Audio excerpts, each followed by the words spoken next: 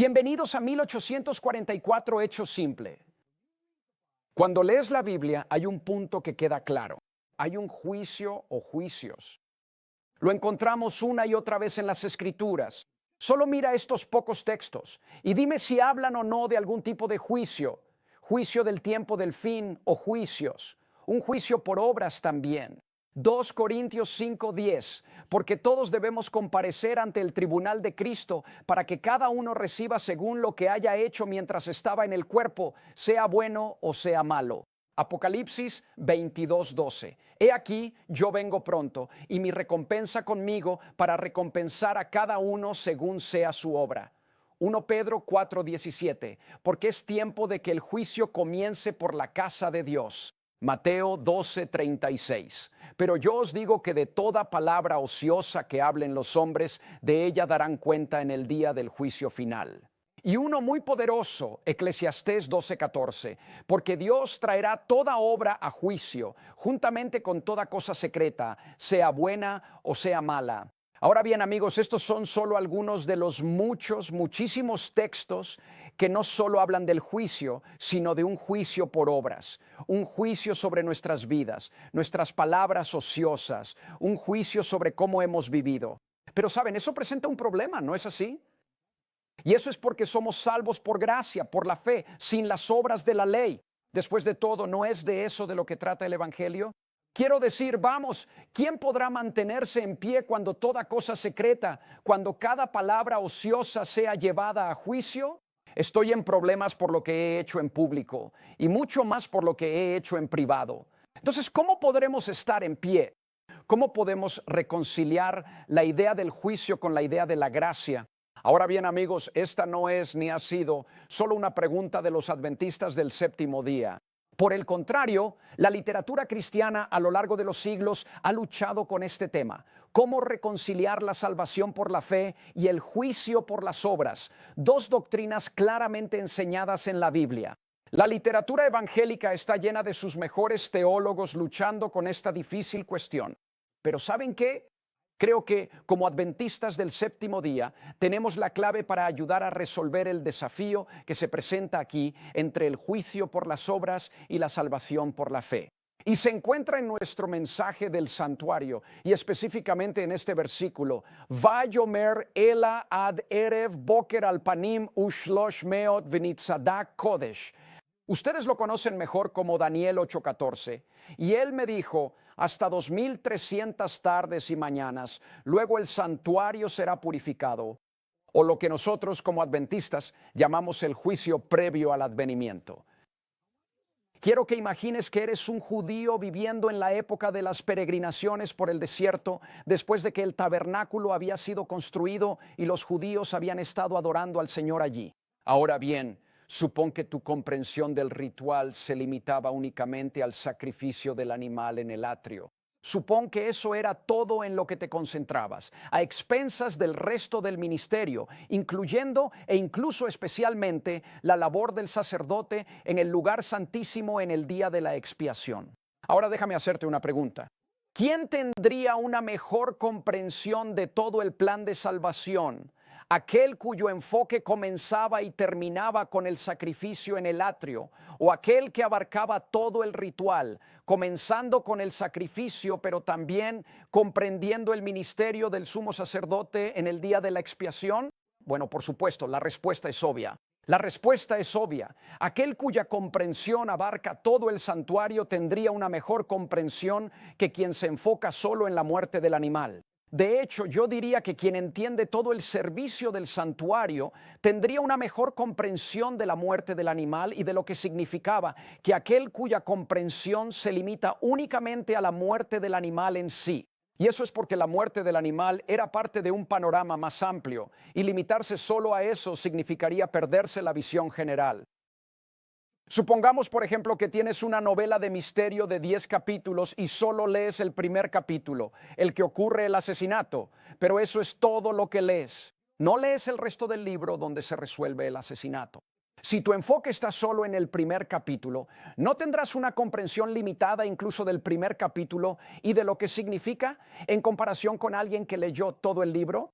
Por supuesto, así que De la misma manera, aquellos cuyo enfoque está solo en la cruz, sin entender el ministerio sumo sacerdotal de Cristo que le sigue, no tendrán una comprensión tan buena de la cruz y de lo que significa como la tendrían quienes también han estudiado el ministerio sumo sacerdotal de Cristo que sigue a la cruz. Por eso tenemos lo que llamamos nuestro mensaje del santuario, que incluye la cruz, que está construido sobre la cruz, que tiene sus cimientos en la cruz, pero que no se limita a ella. Después de todo, ¿qué haces con la buena parte del libro de Hebreos, cuyo punto principal es el ministerio sumo sacerdotal de Cristo en el santuario celestial? Ahora, piensa en esto también. ¿Estaba la muerte del animal en el servicio del santuario en algún sentido en tensión o en contradicción con la labor del sumo sacerdote en el día de la expiación? ¿Había algún tipo de tensión, alguna contradicción entre ellas? Por supuesto que no. Eran dos partes de un mismo todo. Ahora, si piensas que hay una tensión, si crees que hay una contradicción, entonces o no entiendes la muerte del animal, o no entiendes el ministerio del día de la expiación, o no entiendes ninguno de los dos. ¿De acuerdo? Ahora piensa en la muerte de Cristo en la cruz. Ahora sí, piensa en la muerte de Cristo en la cruz y en su ministerio sumo sacerdotal. Estos no están en tensión ni en contradicción entre sí, ¿verdad? Por supuesto que no.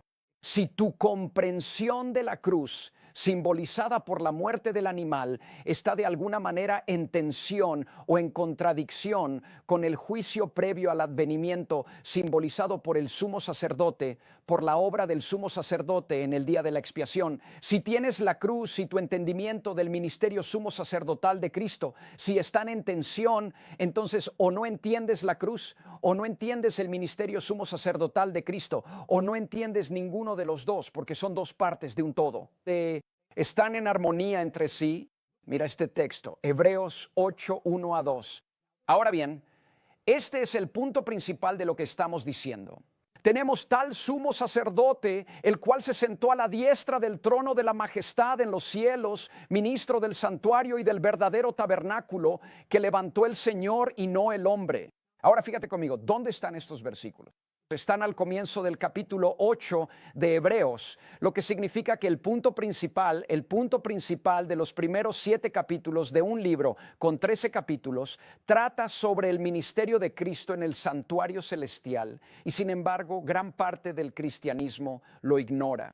Pero como ves, nosotros como adventistas no lo hacemos y no deberíamos hacerlo, porque el ministerio sumo sacerdotal de Cristo sostiene la clave para entender la salvación por la fe y el juicio por las obras. Y nuevamente el texto crucial que creo que desbloquea esta cuestión es Daniel 8:14, y él me dijo, hasta 2300 tardes y mañanas, luego el santuario será purificado. Y eso es lo que vamos a estudiar, enfocándonos en dos cosas aquí. Primero, ¿cómo obtenemos la fecha de 1844 a partir de la Biblia? Ese va a ser el enfoque principal de este estudio. En eso nos vamos a enfocar en cómo obtenemos la fecha. En segundo lugar, ¿cómo ayuda este texto a resolver la cuestión del juicio por obras y la salvación por la fe? Esto es lo que vamos a tratar en este estudio, estas dos cosas. Ahora, queremos comenzar con Daniel 2, una parte de la Biblia con la que todos deberíamos estar familiarizados. Si no es así, necesitas estarlo. Como sabemos, el capítulo comienza cuando Nabucodonosor, rey de Babilonia, tiene un sueño que no puede recordar y por lo tanto no puede entender. Obviamente, si no puede recordarlo, no puede entenderlo. Bueno, reúne a todos los sabios y les ordena que primero le cuenten el sueño y luego lo interpreten. Después de todo, si ellos pueden contarle un sueño que él mismo no puede recordar, entonces podrá confiar en su interpretación. Por supuesto, estos son un montón de charlatanes y no pueden decirle el sueño. El rey se enfurece y va a mandar matar a todos, incluidos Daniel y los 3 cautivos hebreos. Pero al final el Señor le revela a Daniel el sueño y la interpretación y la vida de todos es salvada. Bien, ahora el sueño, por supuesto, como sabemos, si conoces Daniel 2, era de una estatua gigante. La cabeza era de oro, el pecho y los brazos eran de plata.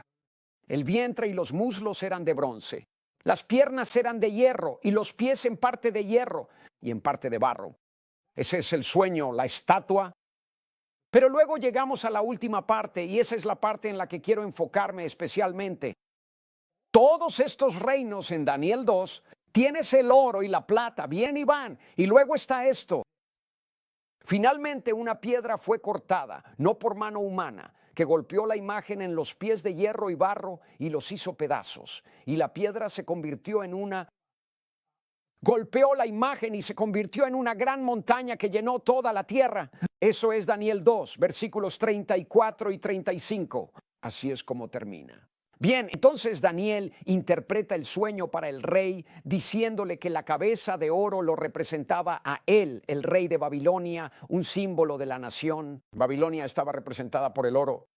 Después surgiría otro reino, la plata, luego otro, el bronce, y finalmente el de las piernas, el hierro. El hierro se desmorona. Y eso se desmorona en el hierro y el barro de los pies, en poderes más pequeños que dice, no se unirán unos con otros, así como el hierro no se mezcla con el barro. Luego, finalmente, la piedra, esta montaña desciende y llena toda la tierra, y ese es el símbolo del reino final de Dios, y permanecerá para siempre. Ahora, amigos, durante siglos este sueño ha sido interpretado y entendido de la siguiente manera, ¿de acuerdo? Babilonia, la cabeza de oro, ¿de acuerdo? Medo-Persia, la plata en los brazos y el pecho. Grecia, el vientre y los muslos de bronce, ¿de acuerdo? Roma, las piernas de hierro y el hierro y barro. Y luego finalmente el reino eterno de Dios, la piedra cortada sin mano. Ahora, algunos puntos a considerar cuando miramos Daniel 2. En primer lugar, esta no es solo una interpretación adventista del séptimo día. Lejos de eso. Millones de cristianos y judíos han interpretado este capítulo de esta manera durante siglos. Grábate esto en la cabeza. Babilonia, Medo-Persia, Grecia, Roma, el reino eterno de Dios. De hecho, a medida que avanzamos en esto, los 4 reinos están claramente identificados. Daniel menciona 3 de ellos por nombre para nosotros. Y con Roma y con el Nuevo Testamento, el cuarto, Roma, está prácticamente identificado para nosotros. Cubriremos esto más detalladamente en el sitio web más adelante. Pero ahora hay un punto clave que quiero que recuerden. No, olvídate de esto, ¿de acuerdo? Tenemos Babilonia, Medo-Persia, Grecia, Roma, ¿de acuerdo? Esta secuencia, no lo olviden, esta secuencia forma el esquema para el resto de las profecías que vamos a estudiar. Todas las demás profecías se basarán en este amplio fundamento, ¿de acuerdo? Esto quedará más claro a medida que avancemos. Ahora, ese es el primer punto, y también llegamos a otro punto que voy a repetir y repetir hasta el cansancio. Porque una vez que lo entiendas, te ahorrarás de un error común que se enseña casi en todas partes entre los cristianos. Casi en todas partes. Ahora escucha esto. A diferencia de los primeros 3 reinos, cuyos metales terminan después de su desaparición. Tienes la cabeza de oro, ya sabes, luego tienes el bronce, ya sabes, la plata se detiene, y luego el bronce, ya sabes, el oro, la plata, el bronce y el hierro. A diferencia de estos primeros 3 reinos, cuyos metales terminan después de su desaparición. El hierro del cuarto reino permanece hasta el fin del mundo, incluso si los pies y los dedos se mezclan con barro. ¿De acuerdo? Las piernas de hierro, sus pies en parte de hierro y en parte de barro. En otras palabras, escucha este punto. El hierro que comienza en las piernas permanece en los pies y el hierro permanece allí hasta el final. Así que el punto es que el reino que comenzó después de Grecia, después del bronce que empieza en la pierna, ya sabes, se extiende hasta el final, hasta el fin del mundo. Estará allí hasta el amargo final. Bien. Así que el punto es que el cuarto reino, que surgió después de Grecia y cuyas piernas y dedos son de hierro, aunque cambia de forma, se extiende hasta el fin del mundo. Ahora, este hecho ayuda a identificarlo positivamente, porque qué potencia mundial que surge después de Grecia, después del bronce y el vientre y los muslos, el hierro, se extiende hasta el fin de los tiempos. ¿Qué poder después de Grecia llega hasta el final, aunque cambie de forma? Solo una, y es Roma, solo, totalmente y solo Roma. ¿Qué otro poder posible surge justo después de la antigua Grecia, que terminó siglos antes de los cristianos, pero se extiende hasta el fin de los tiempos y más allá? De nuevo, podría ser únicamente, ¿qué podría ser? Sino Roma, únicamente, totalmente y solo Roma. Mira esto otra vez. Babilonia, Meda, Persia, Grecia, Roma, Segunda Venida. Ahora piense en esto por un minuto. ¿Qué fundamento más firme, más amplio y más inmutable, la propia historia del mundo, podría haber usado Dios para construirnos un edificio tan racional para la fe? El mundo podría explotar mañana, pero siempre habrá habido una Babilonia, una Meda, Persia, una Grecia, una Roma. Si eres Dios y miras a estas personas y quieres darles un fundamento inmutable, ¿qué fundamento más amplio podría darnos que la historia del mundo? Se nos ha dado un fundamento tan inmutable, tan inalterable como el propio pasado. Ni siquiera Dios puede cambiar el pasado. Así que esto es lo que Dios nos ha dado para ayudarnos a fundamentar nuestra fe. Es una fe racional, sin duda, pero sigue siendo fe. De todos modos, puntos a recordar hasta ahora, ¿de acuerdo? Tienes Babilonia, Medo-Persia, Grecia, Roma, el reino final de Dios, ¿de acuerdo? Esta secuencia constituye el esquema profético para todo el resto de lo que vamos a estudiar.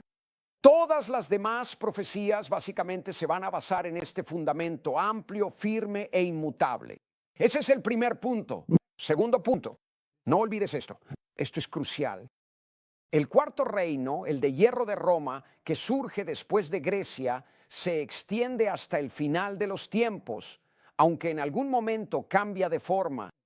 Hey, si necesita detener este seminario ahora mismo y repasar este material en Daniel 2, hágalo. Aprende esta secuencia y observa cómo Roma llega hasta el final. Apréndelo también que puedas enseñárselo a otros durante todo este seminario. Te lo digo, si tienes que detenerte y repasar esto en tu Biblia, hazlo hasta que lo domines a la perfección. Es realmente claro. Créeme, no te vas a arrepentir. En fin, eso es Daniel 2. Ahora quiero ir a Daniel 7. Es un capítulo que realmente nos da, más que cualquier otro, razones sólidas para creer en el juicio previo al advenimiento. Podría decir con bastante seguridad que si solo tuviéramos Daniel 7, tendríamos todo lo necesario para creer en ello. ¿De acuerdo? Daniel 7 cubre el mismo terreno que Daniel 2, solo que se dan más detalles. ¿De acuerdo? En este capítulo, el propio Daniel tiene un sueño.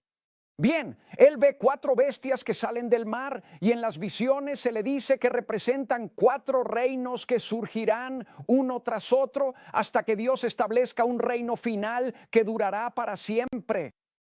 4 reinos en sucesión y un reino final que dura para siempre. Ahora, si no me equivoco, ¿no acabamos de ver algo así en Daniel 2? Por supuesto. Como dije, muchos de los capítulos que siguen simplemente amplían lo que tenemos en Daniel 2. No olvides ese punto. De todos modos, en Daniel 7, él ve 4 bestias que se le dice representan 4 reinos. ¿De acuerdo? La primera bestia era como un león, pero tenía alas de águila. La segunda era como un oso. La tercera era un leopardo. Y la cuarta fue descrita de la siguiente manera. ¿De acuerdo? Mira esto. La cuarta bestia. Daniel 7, versículos 7 y 8. Miraba yo en las visiones de la noche, y he aquí una cuarta bestia. Fíjate, 4 reinos, una cuarta bestia. Terrible y espantosa, tenía grandes dientes de hierro y un cuerno entre ellos. Puedes leer eso con más detalle tú mismo. Él ve estas bestias, incluida esta cuarta, de la cual crece un cuerno. Ahora, vamos a volver a eso muy pronto, a ese cuerno en breve. Pero la cuestión es, ¿qué representan estas bestias? Bueno, de nuevo, es comúnmente entendido tanto por expositores judíos como cristianos que en Daniel 7 tenemos una repetición de Daniel 2, aunque ahora se están añadiendo más detalles. Bien, así que mira aquí Daniel 7. Bien, tenemos que el león es Babilonia, el oso Medo-Persia, Grecia es el leopardo, la cuarta bestia Roma, el reino final de Dios. Así es como se ha interpretado durante siglos. De nuevo, esta no es una interpretación exclusivamente adventista del séptimo día. Muchos eruditos de muchas religiones diferentes también han visto esto. La misma interpretación. Ahora, lo interesante también es que en medio de todas estas imágenes, Daniel pregunta, ¿qué significa todo esto? Y mira lo que le dicen. Mira la interpretación misma que se le da. Daniel 7, 17 y 18 dice, esas grandes bestias que son 4 reinos que surgirán de la tierra. 4 reyes que surgirán de la tierra. Pero los santos del Altísimo recibirán el reino y poseerán el reino por los siglos de los siglos. De nuevo, ¿qué hemos dicho antes? 4 reinos seguidos por el reino eterno de Dios. ¿Suena algo parecido a Daniel 2? ¿No es así? 4 reinos y luego viene el último, el de Dios.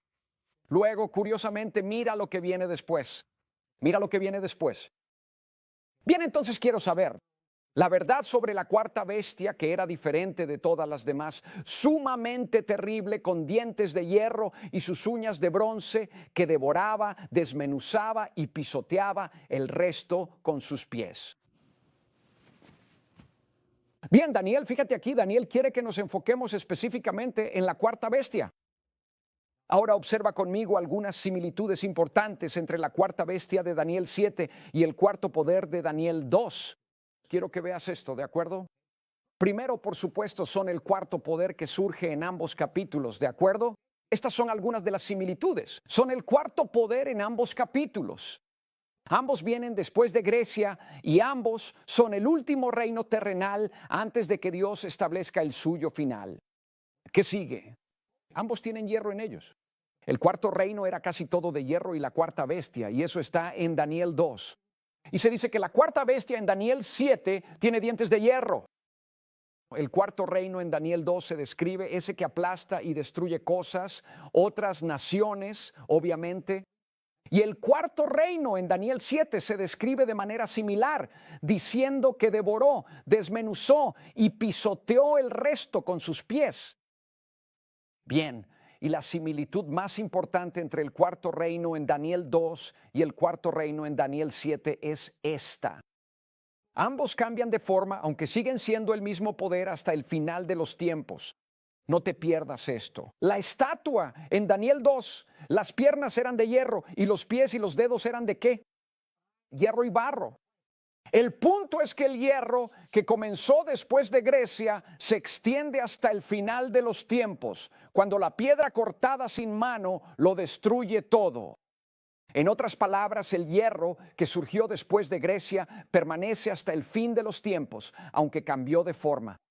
En el caso de Daniel 2, se mezcla con barro, pero seguía siendo hierro desde después de Grecia hasta el fin del mundo. No pierdas de vista ese punto. De manera similar, lo que tenemos en Daniel 7 son 4 reinos, siendo el último, el cuarto, el que surge después de Grecia y se extiende hasta el fin del mundo, aunque en algún momento cambia de forma. Y es en esa segunda forma, la última forma, que alcanza su desaparición definitiva en el fin del mundo. Bueno, tal como en Daniel 2. Y la segunda fase es el poder del cuerno pequeño que surge de la cuarta bestia y se convierte en el foco de la profecía. Mira estos textos conmigo. Bueno, Daniel 7, 7, 8. Y miraba en la visión de la noche, y he aquí la cuarta bestia.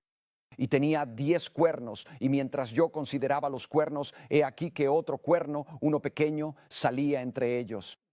Así que un poder de cuerno pequeño surge de la cuarta bestia. Ahora fíjate también que en la descripción de la cuarta bestia se pone mucho énfasis en el poder del cuerno pequeño. Se convierte en el centro de la profecía. Ahora, aquí está el punto. No te pierdas esto. El poder del cuerno pequeño no es un poder separado. Sigue siendo parte de la cuarta bestia. Simplemente es una fase diferente de ella. Por favor, anota esto. En Daniel 7, como en Daniel 2, el cuarto y último poder va desde la caída de Grecia hasta el fin del mundo. Sigo haciendo esto porque estoy pensando en Daniel 2, pero es el mismo principio. Ahora, una pregunta sencilla. ¿Qué poder surge después de Grecia y se extiende a lo largo de la historia, incluso hasta nuestra era actual? Amigos, ¿qué podría ser sino Roma? Primero Roma pagana, luego Roma papal, la segunda fase de la cuarta bestia. Bien, aquí está Daniel 7 de nuevo. El león es Babilonia, el oso es Media Persia, el leopardo es Grecia y la cuarta bestia es Roma, primero pagana, luego papal. Ahora nos enfocaremos en la cuarta bestia que llamó la atención de Daniel. Él ve que esta bestia horrible surge justo después de Grecia. Bien, ¿qué poder surgió de Grecia? Por supuesto, como hemos estado diciendo, Roma, primero la Roma pagana. ¿Qué más podría ser? Pero ¿qué sucede después? Como dije, la cuarta bestia tenía 10 cuernos en su cabeza. Pero luego surge otro poder entre ellos, un cuerno que es parte de, surge otro cuerno, pero es parte de la cuarta bestia. Presta atención a este punto. No es un poder separado. Sigue siendo parte de Roma este cuerno, aunque es una fase diferente. De nuevo, perdónenme por repetir este punto, pero no puedo enfatizarlo lo suficiente, ¿de acuerdo? El cuarto, el poder del cuerno pequeño, es parte de la cuarta bestia. Ahora, ¿cuáles son los atributos de este poder del cuerno pequeño, la fase del cuerno pequeño de la cuarta bestia? Bueno, de hecho, hay muchos. De hecho, el énfasis principal está en este poder del cuerno pequeño que surge de la cuarta bestia, pero que sigue siendo parte de ella. El hecho de que se ponga tanto énfasis en esto y se den tantos detalles debería decirnos algo sobre su gran importancia. Ahora leamos juntos estos textos. Ahora recuerden por dónde hemos pasado. Acabamos de repasar los 3 primeros poderes: Babilonia, Medo-Persia, Grecia. Ahora estamos en el cuarto. Aquí nuevamente está la visión de la cuarta bestia. Y él dice, y esto vi en visiones nocturnas. Y he aquí una cuarta bestia, ¿de acuerdo? Y tenía 10 cuernos, y yo estaba considerando los cuernos, y había otro cuerno, uno pequeño, saliendo de entre ellos, ante el cual 3 de los primeros cuernos fueron arrancados de raíz, y en este cuerno había ojos como ojos de hombre y una boca que hablaba grandes cosas. Palabras arrogantes. Primero vemos el poder de la bestia que surge después de Grecia. Luego, de este poder surge un cuerno pequeño que arranca de raíz a otros 3 cuernos y pronuncia palabras arrogantes. Ahora aquí está la interpretación del poder de la bestia y el cuerno que sale de ella, pero sigue siendo parte de ella. Esto es lo que dice la Escritura al respecto. Así dijo, la cuarta bestia será el cuarto reino en la tierra, que será diferente de todos los otros reinos, y devorará toda la tierra, la pisoteará y la despedazará. Y luego continúa. Los 10 cuernos son 10 reyes que surgirán de este reino. Observa que son de este reino. Son parte del reino. Y otro surgirá después de ellos, y será diferente de los primeros, y someterá a 3 reyes.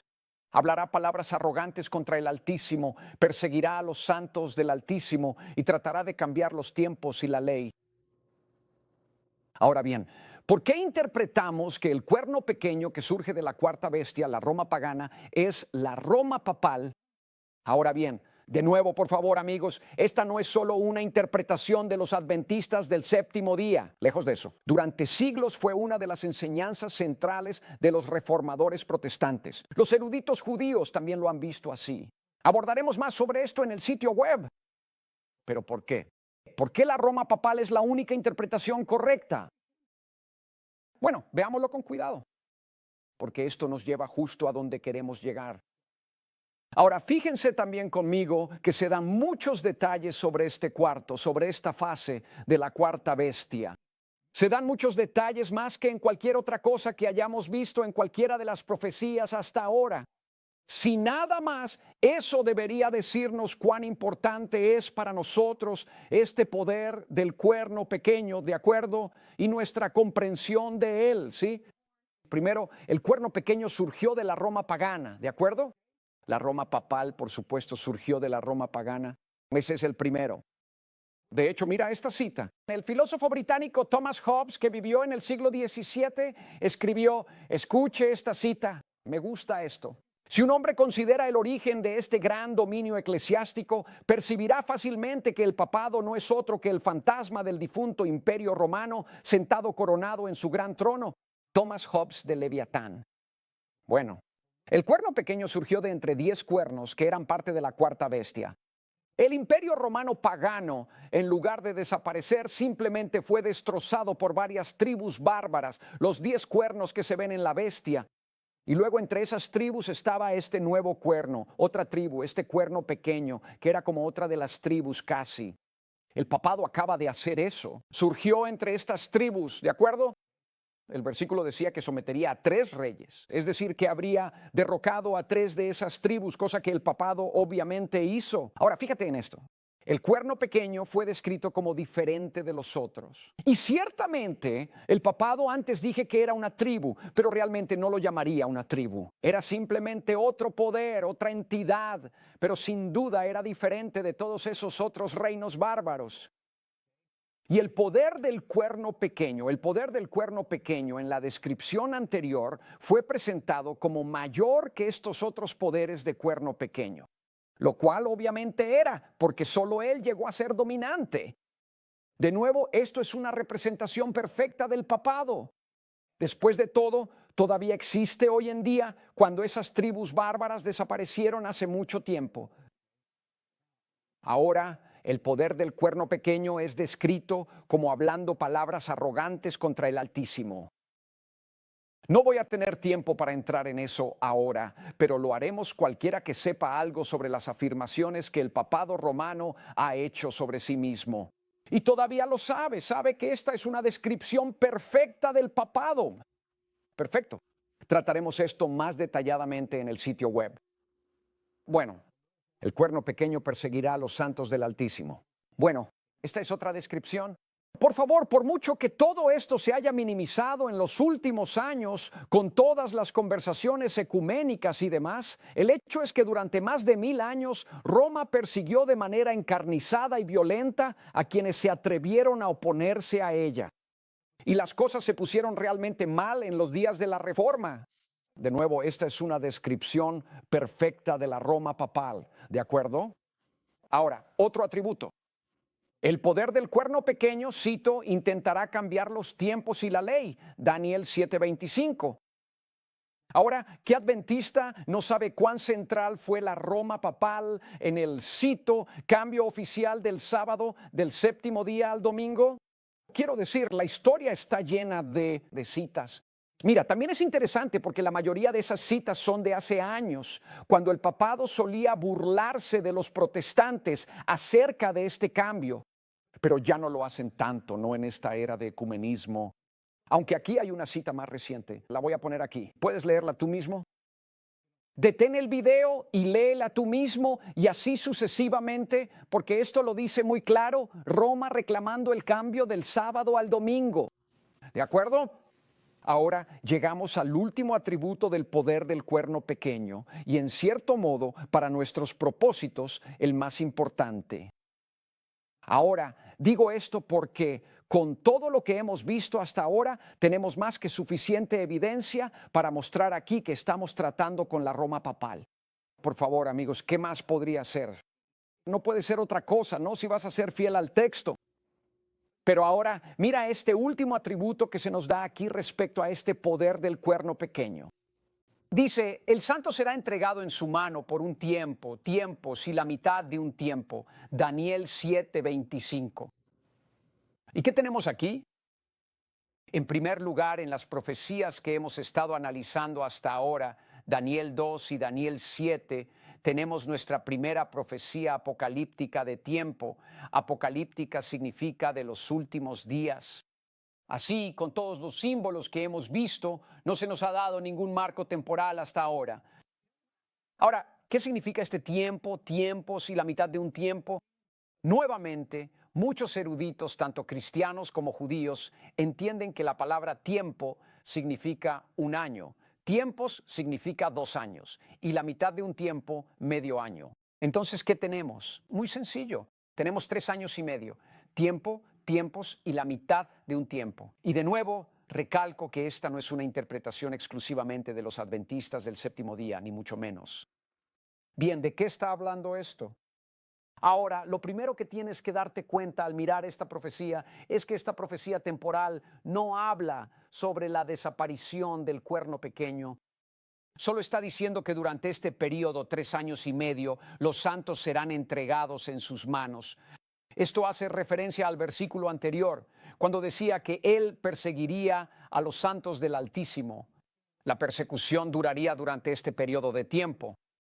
Ahora, lo que es fascinante, y muchos lo han notado, es que los pasajes paralelos en el libro de Apocalipsis, nos ayudan a entender mejor lo que significa este periodo de tiempo.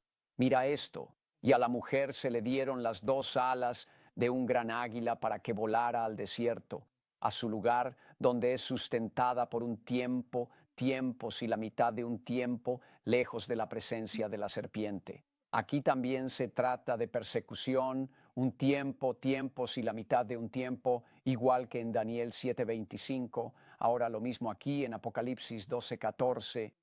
La mujer huyendo de la persecución se representa unos versículos antes en Apocalipsis de la siguiente manera. Mira esto, y la mujer huyó al desierto. Estamos tratando con persecución donde ella tenía un lugar preparado por Dios para que allí la alimentaran 1260 días. ¿Qué tenemos aquí? Ambos versículos hablan de una mujer en el desierto durante un periodo de tiempo en el contexto de la persecución, como Daniel 7:25. Y el mismo periodo de tiempo se representa como 1260 días en una ocasión y como 3 años y medio en otra.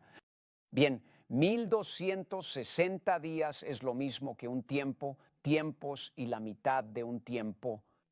Ahora, en este versículo del libro de Apocalipsis, el lenguaje es muy similar al de Daniel 7, hablando sobre el cuerno pequeño. Mirad esto, bien, y se le dio boca que hablaba grandes cosas y blasfemias, y se le dio autoridad para actuar 42 meses.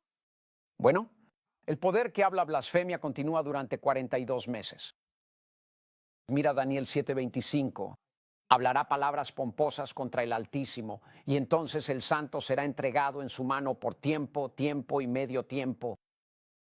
Parece que estamos hablando de lo mismo aquí. Bueno, lo estamos. Así que mira las profecías de tiempo que se nos han dado. Tenemos un tiempo, tiempos y medio tiempo. Tenemos 42 meses y 1260 días. Primero, ¿qué son esos 42 meses? ¿A qué equivale eso? Bueno, un año son 12 meses. 2 años son 24 meses. Así que eso suma 36 meses. Solo nos queda medio año. Medio año son 6 meses. 36 más 6 son ¿cuántos meses? ¿Qué te parece? 42 meses, igual que en Apocalipsis 13:5, ¿de acuerdo? Y se le dio una boca que hablaba grandes cosas y blasfemias, y se le dio poder para actuar 42 meses. Estos versículos juntos muestran que en el tiempo profético un año equivale a 360 días, porque tienes 42 meses, 1260 días, haz las cuentas y lo verás. Así que mira esto, un año equivale a 360 días, 2 años equivalen a 720 días, medio año equivale a 180 días, 367, 720, 1260. En vez de darte las cuentas, ya las hice por ti. Bien, entonces tenemos 1260 días. Los 1260 días son lo mismo que los 3 años y medio, que es lo mismo que los 42 meses. Así que nuestra primera profecía de tiempo aquí en Daniel 7:25 es 3 años y medio, o 42 meses, o 1260 días. Si tienes que detenerte y mirar eso por ti mismo, apréndelo bien, lo verás. Ahora, ¿y quieres estudiar la profecía bíblica? Es familiar lo que se conoce como el principio día-año. Y por favor, de nuevo, y enfatizo esto como con las otras cosas, esta no es una idea exclusiva de los adventistas del séptimo día. Durante siglos, los eruditos han aplicado el principio día-año a muchas de estas profecías, incluida esta. Y lo que significa es simplemente que en el tiempo profético un día equivale a un año. El sitio web tendrá mucha información sobre el principio día-año. De hecho, creo que podemos demostrar que el principio día-año debe usarse precisamente en estas profecías. Esa es la única manera en que tienen sentido. Podemos mostrar que el principio día-año está incorporado en las mismas profecías y lo haremos en el sitio web. Pero para nuestros propósitos inmediatos aquí, hay algunos textos que muestran la realidad del principio día-año. El de un día que equivale a un año en la literatura profética. Aquí hay 2 ejemplos comúnmente usados. Números 14:34. Según el número de días en que explorasteis la tierra, 40 días. Por cada día llevaréis vuestra culpa un año, es decir, 40 años. ¿De acuerdo? Cada día un año, 40 días, 40 años. Muy claro. Es aún más claro aquí en Ezequiel 4:6. Y cuando los hayas cumplido, acuéstate de nuevo sobre tu lado derecho y llevarás la iniquidad de la casa de Judá 40 días. He puesto sobre ti un día por cada año. Quiero decir, así que lo vemos, un día por un año.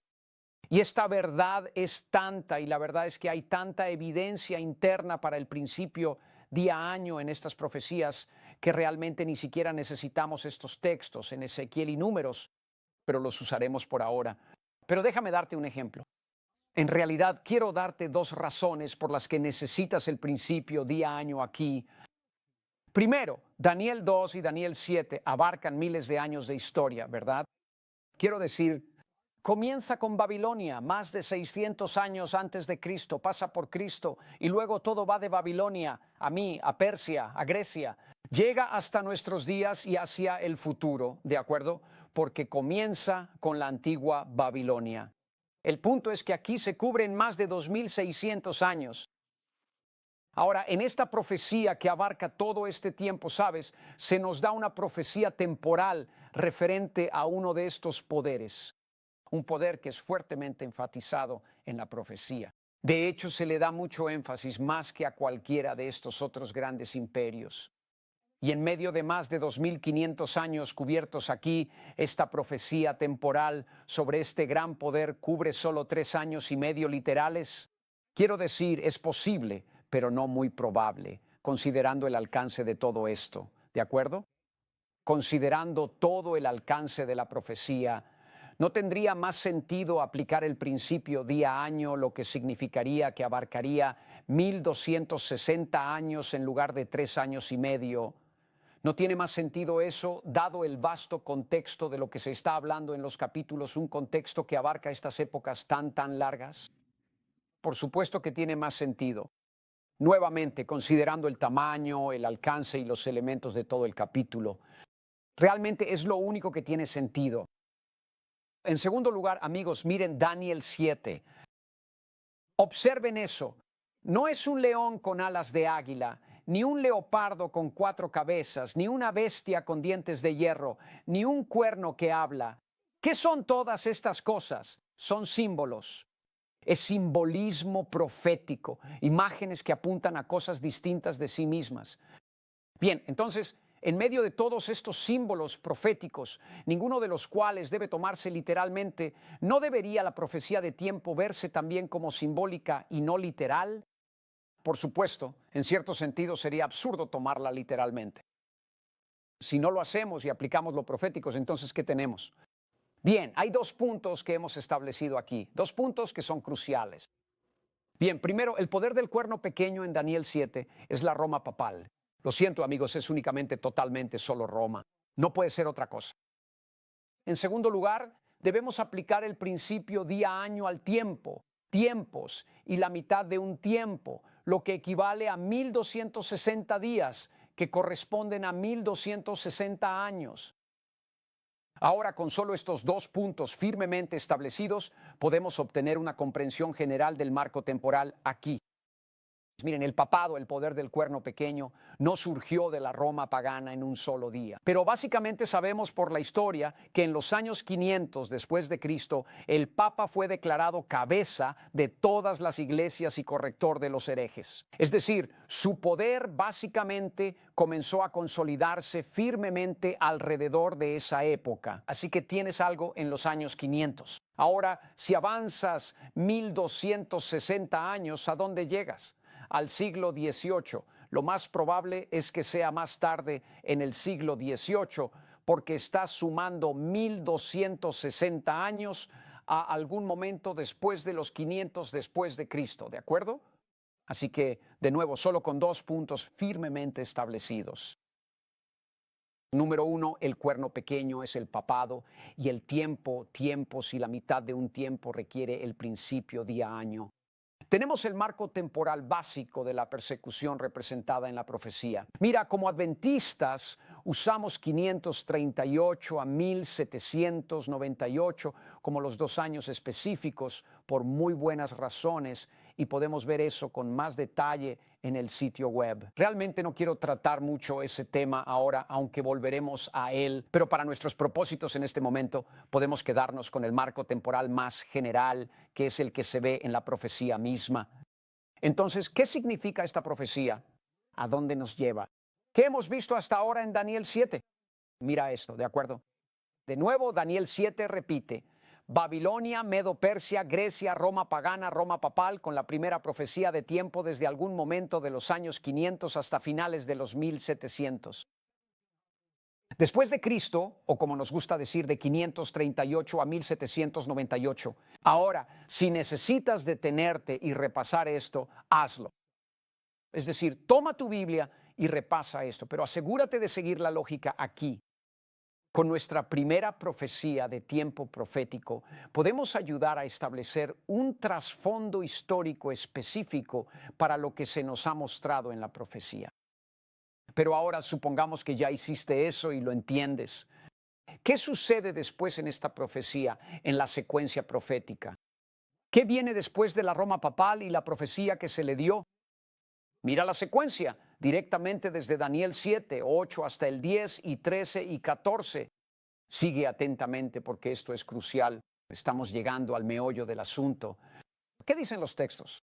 ¿Qué sucede después de esta descripción del poder del cuerno pequeño?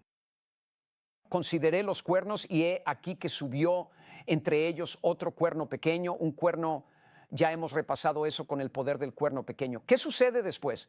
¿Qué sucede después en la profecía? Miré hasta que los tronos fueron puestos, el juicio se estableció y los libros fueron abiertos. ¿De acuerdo? Y luego, ¿qué sucede después? Y le fue dado un reino, dominio, gloria y un reino que no pasará, un reino que no será destruido. ¿Qué está sucediendo aquí? El versículo 8 describe al papado, el poder del cuerno pequeño, el papado. ¿Qué viene inmediatamente en la profecía? Algún tipo de escena de juicio celestial. ¿Y qué sigue después? Pero Dios establece un reino eterno, uno que no pasará, el reino que sigue a la segunda venida de Jesús. Mira el orden específico de los eventos aquí. No puedo enfatizar lo crucial que es esto. Tienes el cuerno pequeño, la persecución papal. Luego tienes un juicio, algún tipo de juicio celestial. Y después tienes el reino de Dios, que viene después de la segunda venida. De nuevo, lee estos versículos una y otra vez hasta que queden grabados en tu mente, porque lo que enseñan es muy importante. De hecho, es tan importante que la secuencia exacta de los eventos se repite en el mismo capítulo. Leamos Daniel 7, 21 y 22. Bien, mira esto. Yo miraba y el mismo cuerno hacía guerra contra los santos y prevalecía contra ellos. El poder del cuerno pequeño, hasta que vino el anciano de días y se dio el juicio a los santos del Altísimo, y llegó el momento en que los santos poseyeron el reino. Quiero decir, ¿cómo podría ser más claro? Cuerno pequeño, juicio, el reino eterno de Dios. De hecho, es tan importante que aparece por tercera vez los mismos tres eventos en la misma secuencia. Esta vez, sin embargo, incluiremos a la Roma pagana, que es la primera parte de la fase papal, solo para ayudarte a ver mejor el contexto. ¿Qué viene después? ¿La cuarta bestia será el cuarto reino sobre la tierra? Bien, eso ya lo sabemos. Y 10 cuernos. Y tenemos el cuerno pequeño y serán entregados en su mano por un tiempo, tiempos y la mitad de un tiempo. Nuestra primera profecía apocalíptica de tiempo, 1260 años. ¿Qué viene después? Pero el juicio se sentará y el reino, el dominio y la grandeza del reino bajo todo el cielo serán dados al pueblo de los santos del Altísimo. Miren esto, amigos. ¿Cómo podría ser más claro? Aquí el cuarto reino, Roma papal, Roma pagana, seguido por la Roma papal, luego el cuerno pequeño con la primera profecía temporal respecto al cuarto poder, seguido por el juicio, que luego conduce a la segunda venida en el reino eterno de Dios. Ahora de nuevo tenemos esta secuencia 3 veces. No puedes pasarlo por alto. Poder del cuerno pequeño. Me refiero a la fase que termina a finales de 1700 o más específicamente en 1798. Tienes el poder del cuerno pequeño, un juicio en el cielo y el reino eterno de Dios. El reino es establecido. Amigos, ¿cómo podría Dios haber hecho estas cosas para nosotros de manera más clara, sencilla o más firmemente establecida? cosas que están arraigadas en la historia del mundo. De nuevo, si necesitas pausar este seminario y estudiar esto en la Biblia hasta que esté perfectamente claro, hazlo. Sabes, necesito fe para creer en muchas de las cosas que enseñamos. La resurrección de los muertos, la segunda venida, un cielo nuevo y una tierra nueva. Pero realmente, ¿cuánta fe se necesita para creer en estas profecías? Esto es historia. Cosas firmemente arraigadas en el pasado, lo que significa que no pueden cambiar. Es tan sólido como una base que podamos encontrar para casi cualquier cosa. Hemos visto surgir un reino tras otro, tal como fue profetizado. Todo esto puede ser verificado por la historia del mundo, que ya sabes es bastante grande y amplia. En medio de toda esta historia verificable, se nos habla de este juicio celestial que surge después de la primera profecía apocalíptica en Daniel y, sin embargo, antes de la segunda venida. De hecho, si lo analizas cuidadosamente, este juicio conduce directamente a la segunda venida. Pero eso es algo que cubriremos más adelante en el sitio web. Con todo lo demás ocurriendo de manera tan firme en esta historia, tenemos todas las razones para confiar también en este juicio. Así que mira lo que tenemos aquí hasta ahora. Mira esto. Aquí es donde hemos llegado. Tenemos Babilonia, Medo-Persia, Grecia, Roma pagana y luego Roma papal. ¿De acuerdo? Y serán entregados en su mano por un tiempo, tiempos y la mitad de un tiempo, profecía apocalíptica. Pero el juicio se sentará y entonces el reino y el dominio serán dados a todo el cielo y serán entregados al pueblo, los santos del Altísimo. Mira, esta es la secuencia. Y este juicio masivo del tiempo del fin, es lo que conduce a la segunda venida en sí. Ahora, echemos un vistazo a lo que hemos visto hasta ahora. Bien, de nuevo, tenemos Babilonia, Medo-Persia, Grecia, Roma pagana, Roma papal, persecución desde el siglo VI hasta el siglo XVIII a.C. Todo es secuencial. Babilonia, Medo-Persia, Grecia, Roma, la persecución, el juicio en el cielo, el reino eterno de Dios. De nuevo, amigos, tómense su tiempo para aprender esto. Como dije, si tienen que apagar esto e ir a su Biblia hasta que quede completamente claro, háganlo. Lo que es seguro es que en medio de la secuencia de los reinos mundiales, algo tan firme e inamovible como la propia historia del mundo, la Biblia revela la realidad de algún tipo de juicio previo al advenimiento en el cielo que es tan claro, un juicio que ocurre después del período de persecución pacífica que fechamos como finalizando en algún momento alrededor de 1798, ese período de tiempo, y sin embargo antes de la segunda venida de Jesús. De nuevo, esto es tan sólido, tan firme y tan inamovible como la propia historia del mundo. Saben, mencioné antes que Daniel 2 formaba la base de todas las profecías que hemos estudiado y podemos ver, que eso es cierto. Así que una vez más, aquí es donde hemos llegado. Miren el paralelo aquí, Daniel 2 y Daniel 7. Babilonia, Babilonia, Medo-Persia, Medo-Persia, Grecia, Grecia, Roma, Roma, esa fase que termina en 1798. Después de eso hay un juicio en el cielo y luego el reino final de Dios. En este punto realmente hay una idea principal que necesitas ver. Presta atención a este punto, ¿de acuerdo? Hay un juicio masivo en el cielo y ocurre después del tiempo, tiempos y la mitad de un tiempo en Daniel 7:25, pero antes de la segunda venida de Jesús. Un juicio masivo antes de la venida, por lo tanto, antes del advenimiento de Jesús. Por eso es un juicio preadvenimiento. Y de nuevo, insisto, repasa estos profetas hasta que puedas ver los paralelismos y la secuencia de los acontecimientos. Es firme y sólido y tan amplio como la historia mundial misma. Qué fundamento tan poderosamente racional sobre el cual construir nuestra confianza en la palabra de Dios y en estas profecías. Ahora, con el trasfondo de todo lo que hemos visto en Daniel 2 y Daniel 7, quiero ir a Daniel 8. Y verás rápidamente que Daniel 8, aunque utiliza símbolos diferentes, abarca gran parte de lo que ya hemos estudiado, pero con un énfasis distinto, añadiendo y enriqueciendo lo que ya hemos visto. Ahora bien, al igual que en Daniel 2 y en Daniel 7, Daniel 8 se divide en dos secciones principales. Es una revelación sobrenatural.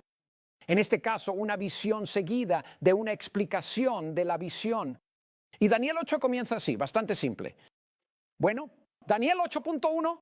En el año tercero del reinado del rey Belsasar me apareció a mí, Daniel, una visión después de aquella que me había aparecido primero. Bueno, 8.1. Como dije, el capítulo comienza con una visión. Al igual que el capítulo 7, Daniel 7, al cual incluso podría estar refiriéndose aquí porque habló de la visión que me apareció primero. Y si leemos el capítulo, podemos ver que en la visión de Daniel 8 aparecen 4 elementos principales, 4 símbolos principales. Porque como hemos visto, estas visiones y sueños vienen primero en símbolos, símbolos que luego son interpretados. Y como hemos visto hasta ahora, gran parte de lo que se nos revela aquí tiene que ver con el auge y la caída de grandes imperios. Y no es diferente en Daniel 8. En la visión, en Daniel 8, a Daniel primero se le muestra un carnero. Entonces alcé mis ojos y vi, y he aquí, había un carnero de pie junto al río. Bien, sencillo. Él ve un carnero que sigue. Y mientras yo estaba observando, he aquí un macho cabrío. Bueno, después del carnero ve una cabra que sigue. Daniel 8:9. Y de uno de ellos salió un cuerno pequeño. Así que lo que viene a continuación es un pequeño poder de cuerno. Ahora, después de describir en detalle, mucho más detalle que dado a cualquiera de los otros poderes, la actividad de este cuerno pequeño, la visión misma termina con este versículo. Mira este versículo. Y él me dijo, hasta 2300 tardes y mañanas, luego el santuario será purificado. Así que la visión de Daniel 8 consiste realmente en 4 elementos, solo 4 elementos. Son Daniel 8, un carnero, un macho cabrío, un cuerno pequeño y la purificación del santuario. Nuevamente, por favor, lean los primeros 14 versículos una y otra vez hasta que puedan ver esta secuencia. Es crucial. Ahora bien, claro, hay muchos detalles aquí que podemos ver en el sitio web. No queremos ocuparnos de ellos ahora, pero para nuestro propósito inmediato, la clave es hacerlo. El asunto aquí en Daniel 8 es la secuencia de los acontecimientos. Presta atención a esto. Un carnero, un macho cabrío, un cuerno pequeño y la purificación del santuario. Esto debe ser visto y entendido, esta profecía tenga sentido. Afortunadamente, todo claro y sencillo. Un carnero, un macho cabrío, un cuerno pequeño, la purificación del santuario. Bien, listo. Ahora, tal como vimos en Daniel 2 y Daniel 7, este sueño o visión es simbólico. Daniel 8 no trata sobre un carnero, un macho cabrío y un cuerno pequeño, así como Daniel 7 no trataba sobre leones alados y leopardos, y así sucesivamente. O que Daniel realmente trataba sobre una estatua hecha de hierro y barro y los pies. Estos son símbolos, símbolos de algo más grande que ellos mismos. ¿De qué trata entonces Daniel 8? Bueno, como en Daniel 2 y Daniel 7, sigue una explicación. ¿Qué dice? Bueno, el ángel Gabriel aparece en Daniel 8 y le da una explicación de la mayor parte de lo que sucedió. Ahora, fíjense en lo que Daniel explicó. Quiero decir, lo que Gabriel explicó. Él explica la mayor parte, pero no toda la visión. Voy a recalcar eso hasta el cansancio. ¿Qué tenemos? Gabriel viene y dice, el carnero que viste con 2 cuernos son los reyes de Media y Persia. ¿Media y Persia? ¿No nos encontramos ya con ese imperio? Por supuesto, lo hicimos tanto en Daniel 2 como en Daniel 7. ¿Y qué te parece? Media aparece de nuevo en Daniel 8, solo que esta vez no hay conjeturas. Está nombrado. Gabriel lo dice directamente y nombra el reino él mismo. Ahora la pregunta lógica es, ¿dónde está Babilonia que vimos en Daniel 2 y Daniel 7? Sin embargo, Daniel 8 omite a Babilonia y comienza con Media. Ahora, ¿por qué haría eso? Bueno, déjame darte la respuesta corta. Tiene que ver con la fecha de la visión, que fue cerca del final del imperio babilónico. Me imagino que el Señor quería centrarse en los reinos que vendrían después y no perder tiempo en Babilonia, que de todos modos pronto iba a desaparecer y dejar la escena. Bien, así que el punto es que comenzamos con Media y Persia nombrados para nosotros, ¿de acuerdo? ¿Qué viene después? ¿Cuál era el macho cabrío, el siguiente animal en la visión? Y el macho cabrío es el rey de Grecia. Grecia, ¿qué te parece? El mismo poder que vimos tanto en Daniel 7 como en Daniel 2. Entonces, ¿qué tenemos? Hasta ahora, entonces, entre Daniel 2, Daniel 7 y Daniel 8 tenemos a Babilonia, que fue nombrada en Daniel 2, luego a Medo-Persia y después a Grecia, ambos también nombrados para nosotros. Así que tenemos tres de los reinos nombrados para nosotros, ¿de acuerdo? Ahora hay un reino más que surge en Daniel 8, el reino que sigue a Grecia. Un reino que sigue a Grecia. ¿Qué dice Gabriel? ¿Cuál es ese poder del cuerno pequeño representado en la visión misma que surgió después del macho cabrío, que surgió después de Grecia? ¿Qué fue eso? ¿Qué dice él? Él dice, y se levantará un rey de rostro fiero, que destruirá maravillosamente y prosperará y destruirá un poder perseguidor. Al pueblo poderoso y santo, pero se levantará contra el príncipe de los príncipes y será quebrantado, aunque no por mano humana. ¿Qué tenemos entonces sino otro poder? Un poder perseguidor, uno que destruye al pueblo de Dios, un poder que surge después de Grecia, pero luego ¿qué? ¿Qué dice la explicación? ¿Qué dice? Será quebrantado sin mano, sin mano. ¿Dónde vimos eso antes? Una ruptura sin mano. Por supuesto fue la visión de Daniel 2, la piedra que fue cortada no con mano, la que destruyó la estatua. Es decir, fue la intervención sobrenatural de Dios al fin del mundo. Y lo sorprendente es que una imagen similar se usa aquí en Daniel 8 para el fin del poder del cuerno pequeño, el reino final en la visión. Bueno, observaste hasta que aquí está Daniel 2:34. Observaste mientras una piedra fue cortada, no con mano, la cual golpeó la imagen en los pies de hierro y barro y los desmenuzó. Eso fue Daniel 2. Y luego tenemos la misma imagen aquí, así que hay un final sobrenatural para el poder del cuerno pequeño de Daniel 8, tal como lo hubo para el cuerno pequeño en Daniel 7 y la estatua en Daniel 2. ¿Puedes ver los paralelos aquí? Están muy estrechamente vinculados. Ahora observa algo crucial conmigo. Esto es importante. El poder final en Daniel 8 surge después de Grecia y se extiende hasta el fin del mundo, donde es destruido sobrenaturalmente. De nuevo, ¿cuál es el único poder que podría ser ese? Por supuesto, Roma. Así como en Daniel 2 y Daniel 7, el poder que surge después de Grecia permanece hasta el fin del mundo, donde es destruido sobrenaturalmente. Es el mismo poder en los tres capítulos. Roma. De hecho, permíteme compartir algunos pensamientos que ayudan a confirmar aún más esta identificación. Créeme, tendremos más sobre esto en el sitio web, pero mira esto conmigo. Primero, en la visión misma, el carnero es descrito como grande. Así que Medo-Persia es representada como un gran poder. El macho cabrío que aparece después es descrito como muy grande. Así que Medo-Persia es grande. Grecia es muy grande. Es aún más grande. Bien, entonces, este poder del cuerno pequeño, este siguiente poder que surge después de Grecia, es descrito como sumamente grande. Así que, sea cual sea el poder que surge después de Medo-Persia y Grecia, es mayor que ambos. Ahora bien, díganme, un poder que surge después de Grecia y que es mayor que Grecia o Medo-Persia, ¿cuál es el único poder que podría ser?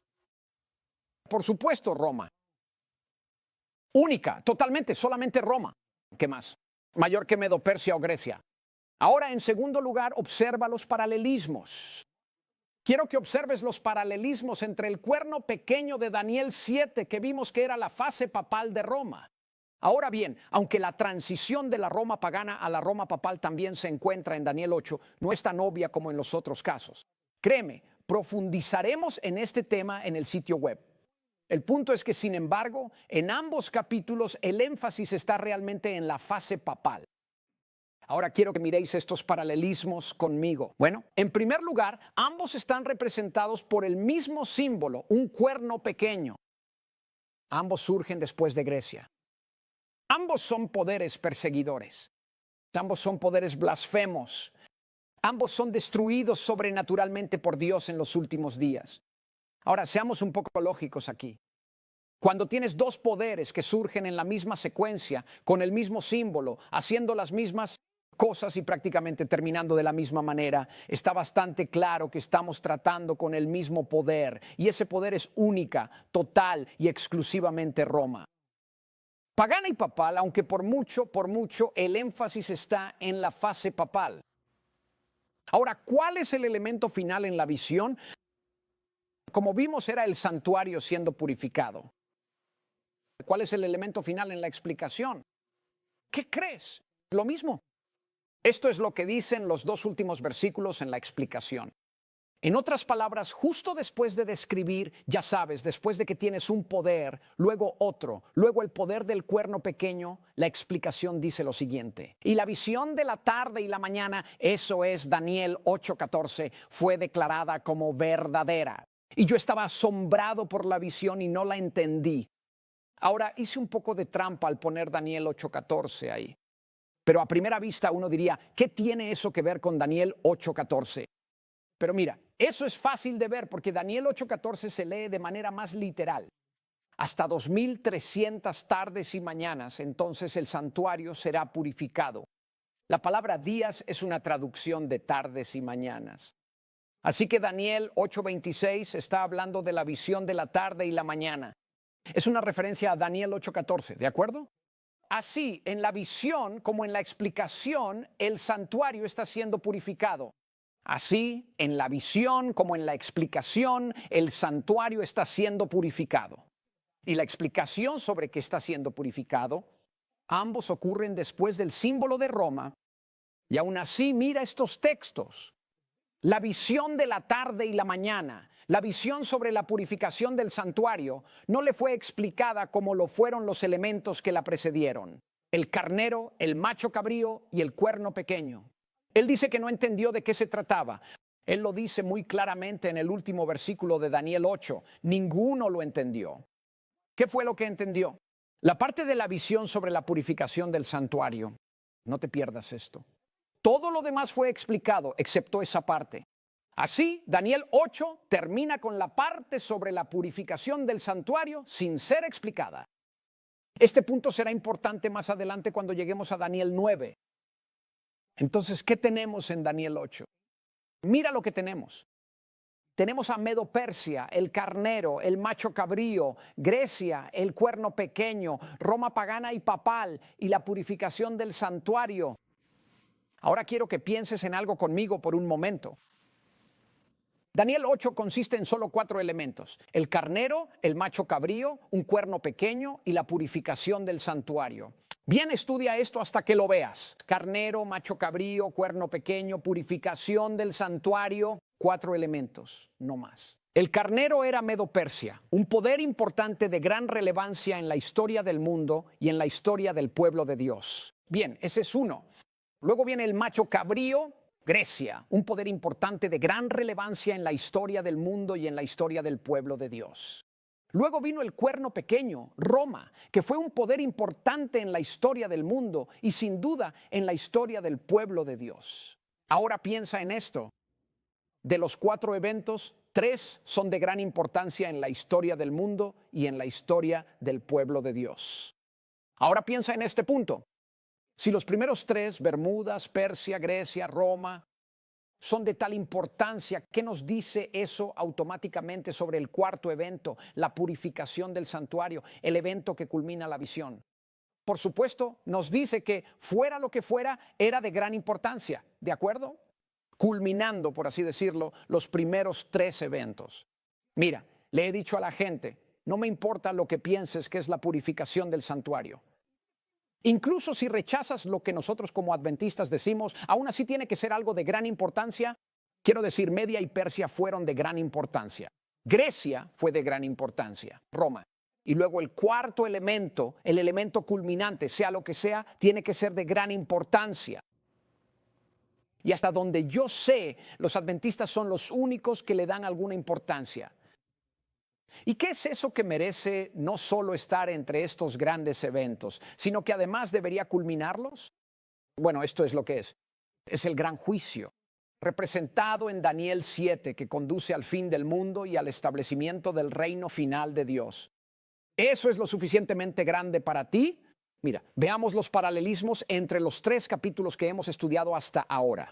Este es realmente el punto al que todo lo anterior ha conducido. Todo lo que ha pasado antes lleva a esto. Debes tomarte el tiempo para ver estos paralelismos por ti mismo. Si lo haces, tendrás prácticamente todo lo que necesitas saber y entender lo que está ocurriendo aquí. Mira estos paralelismos aquí. Esto es crucial. Tenemos a Babilonia en Daniel 2, Babilonia en Daniel 7, los mismos eventos. Como vimos, Babilonia no se menciona en Daniel 8 porque prácticamente está a punto de desaparecer. Luego tenemos a Medo-Persia, Daniel 2, Daniel 7, Daniel 8. ¿De acuerdo? Todos los mismos eventos en la misma secuencia, en un paralelismo perfecto. Luego viene Grecia a lo largo de todo el relato. Daniel 2, Daniel 7, Daniel 8, un paralelismo perfecto. Luego está Daniel, como en Daniel 2 es Roma, Daniel 7 es Roma y Daniel 8 es Roma. Paralelismo perfecto.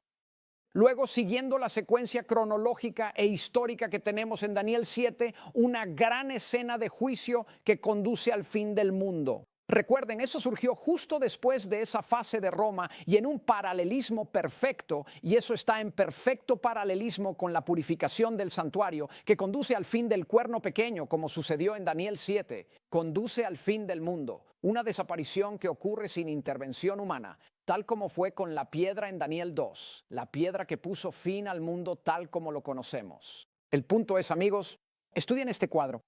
Si necesitan pausar el video aquí, estudien esto en su Biblia. Dejen que esto se grabe en su mente. Vean este paralelismo entre Daniel 2, Daniel 7 y Daniel 8.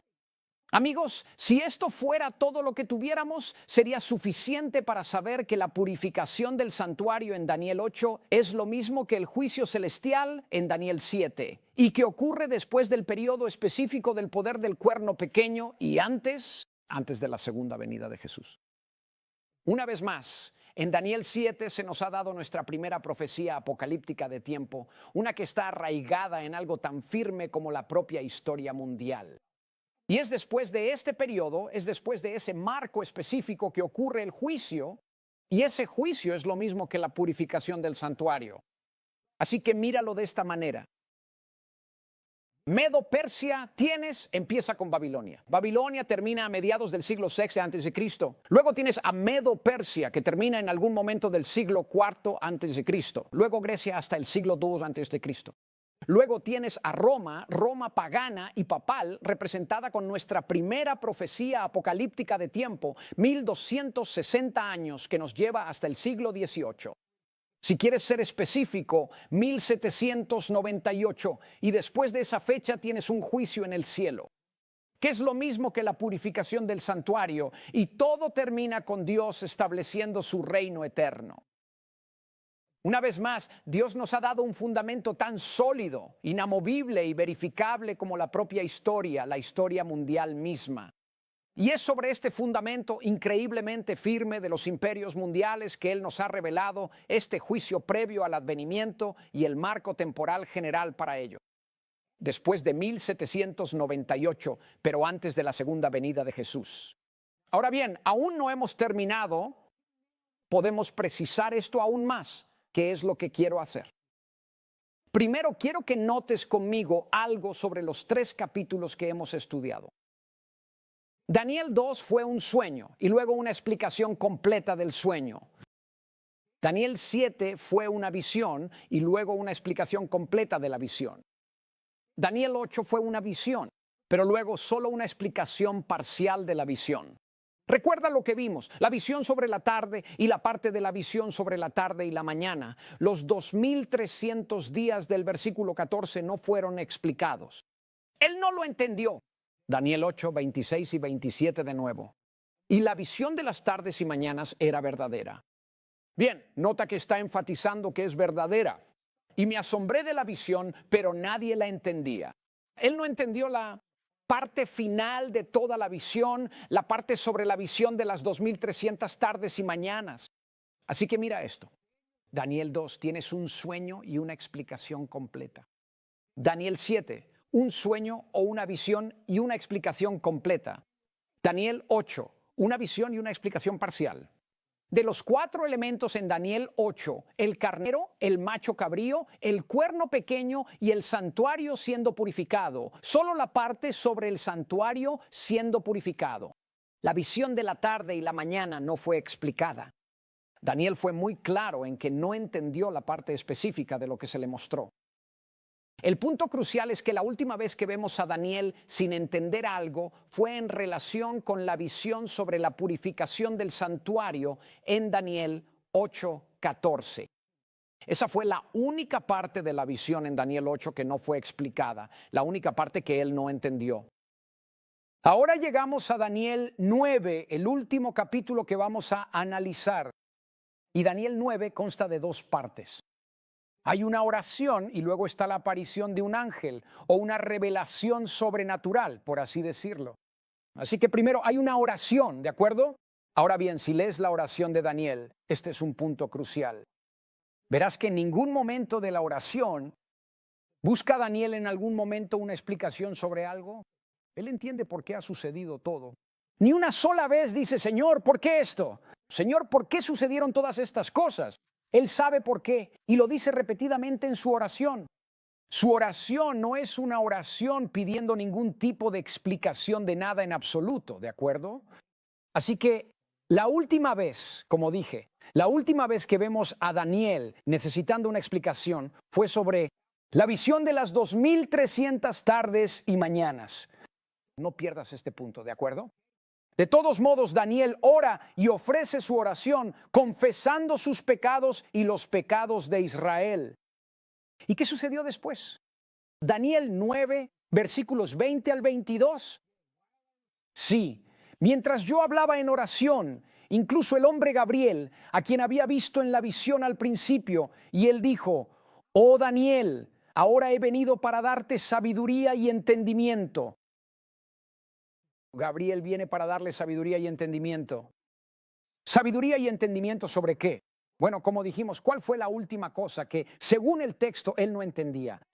Como he estado diciendo y explicando todo el tiempo, lo último que él no entendía era la profecía de los 2300 días.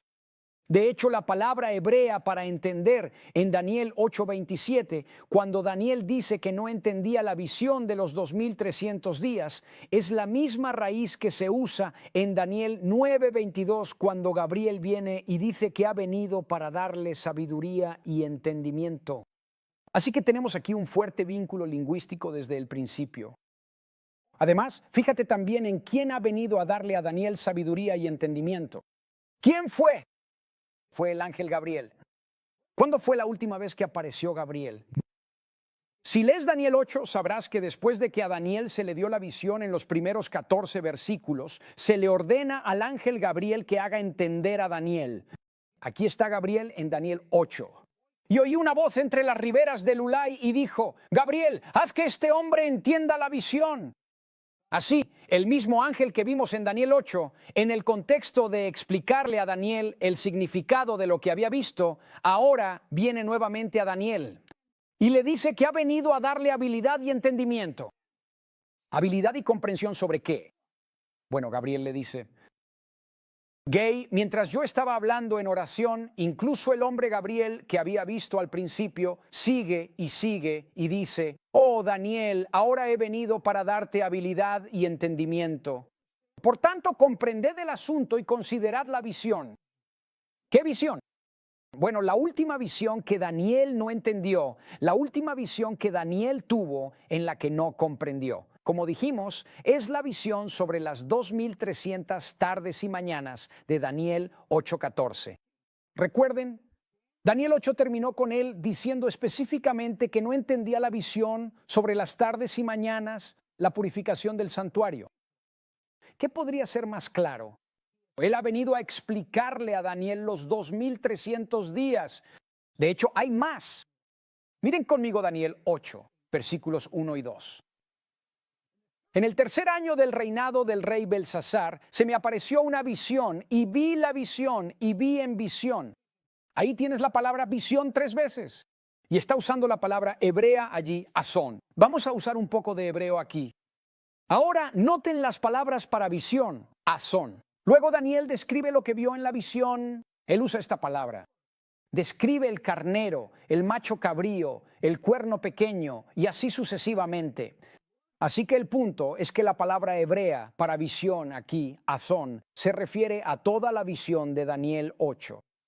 Sin embargo, volvamos atrás, veamos Daniel 8, versículos 26 y 27. Cuando Daniel habla específicamente sobre la visión de la tarde y la mañana, ¿qué dicen los textos? Y la visión de la tarde y la mañana que fue dicha es verdadera, y yo quedé asombrado por la visión, pero nadie la entendió. Noten que aquí tenemos dos palabras diferentes. Tenemos, aunque se traduce como visión, la palabra para visión, azón. Se refiere a toda la visión en Daniel 8. Eso ya lo vimos. En contraste, la palabra maré se usa específicamente en referencia a la visión de la tarde y la mañana, la parte que él no entendía, precisamente la parte sobre la que Gabriel viene a darle entendimiento.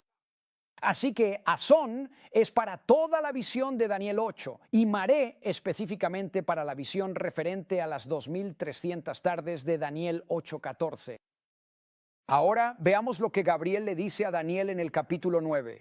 Así que tenemos a Gabriel, el mismo ángel intérprete que se le aparece en Daniel 8, se le aparece de nuevo y le dice específicamente que ha venido para darle sabiduría y entendimiento. Y como dijimos, lo último que él no entendía era la visión, el maré de la tarde de las 2300 tardes y mañanas. Bien, ¿qué le dice Daniel a él? ¿Qué le dice Gabriel a él? Aquí está el texto de nuevo. Sí, mientras yo hablaba en oración, incluso el hombre Gabriel, a quien había visto en la visión al principio, así que está haciendo referencia a Gabriel, oh Daniel, ahora he venido para darte sabiduría y entendimiento. Por lo tanto, entiende el asunto y considera el maré. ¿Maré? ¿Qué maré? ¿Qué visión? La visión, el maré de las 2300 tardes y mañanas que él específicamente dijo que no entendía. ¿De acuerdo? Así que tenemos al mismo ángel intérprete que en Daniel 8, quien viene a darle entendimiento a Daniel, y lo último que él no entendía era el maré de Daniel 8:14.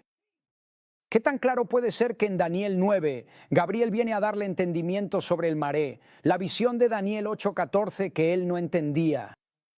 Ahora piensa también en esto. ¿Qué tipo de visión era el maré de Daniel 8:14? ¿Recuerdas? Era una profecía de tiempo de hasta 2300 tardes y mañanas.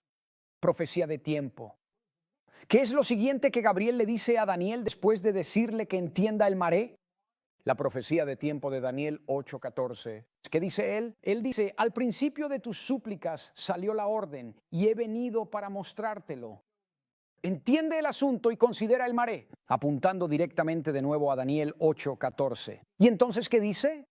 70 semanas están determinadas sobre tu pueblo. 70 semanas. ¿Qué clase de profecía es esa? Por supuesto, también es una profecía de tiempo. Está vacío. Gabriel ha venido a darle a Daniel una explicación de la profecía de los 2300 días de Daniel 8:14. Ahora, amigos, existen muchos más enlaces y estarán en nuestro sitio web. El punto es que la profecía de tiempo de Daniel 8:14 y la profecía de tiempo de Daniel 9:24 al 27 están vinculadas. Quiero decir, por favor, los adventistas no son los únicos que ven esto también. De hecho, tengo en mi oficina un comentario judío ortodoxo sobre Daniel. Y me preguntaba, ¿qué hacen estos judíos ortodoxos con la profecía de las 70 semanas de Daniel 9:24 al 27? Y lo fascinante es que lo primero que hace es vincularlo de nuevo con la visión de Daniel 8:14. En otras palabras, hacen exactamente lo mismo. Lo vinculan como lo hacemos nosotros. Espero poder poner esa página en este sitio web. De todos modos, de este comentario ortodoxo, en fin, ¿dónde estamos ahora? ¿Dónde estamos en este punto? Hemos visto, veamos hasta dónde hemos llegado hasta ahora.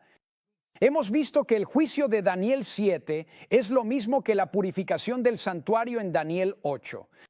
Y ocurre en algún momento después de 1798, pero antes de la segunda venida. Luego hemos visto la visión de Daniel 8:14. La visión sobre la purificación del santuario fue la única parte de Daniel 8 que no se explicó. Luego, en Daniel 9, el siguiente capítulo, el mismo ángel que se le apareció en Daniel 8, quien le dijo que le explicaría la visión, reaparece y dice que ha venido para darle a Daniel sabiduría y entendimiento. Y lo último que Daniel no entendía era la mare, la visión de los 2300 días. Entonces Gabriel le dice específicamente a Daniel que considere la mare, la visión. ¿Qué mare? Obviamente la mare de Daniel 8:14. Entonces, ¿dónde estamos ahora? Tenemos dos profecías de tiempo, ¿verdad? Tenemos los 2300 días de Daniel 8:14 Y ahora la profecía de las 70 semanas de Daniel 9:24 al 27. Dos profecías de tiempo que están claramente vinculadas. Así podemos ver que la explicación viene en Daniel 9. La profecía de las 70 semanas es la explicación para la parte de Daniel 8 que no fue explicada, la profecía de los 2300 días. Entonces, ¿dónde estamos ahora? Tenemos dos profecías de tiempo, los 2300 días de Daniel 8:14 y la profecía de las 70 semanas de Daniel 9:24 al 27. Dos profecías de tiempo que están claramente vinculadas. Bien, entonces mira esto. ¿Qué tenemos aquí? Ahora tenemos dos profecías de tiempo aquí. Los 2300 días, años y las 70 semanas son 490 años. Ahora, espera un momento. Daniel 8:14 hablaba de 2300 días, tardes y mañanas. Aquí arriba tengo años.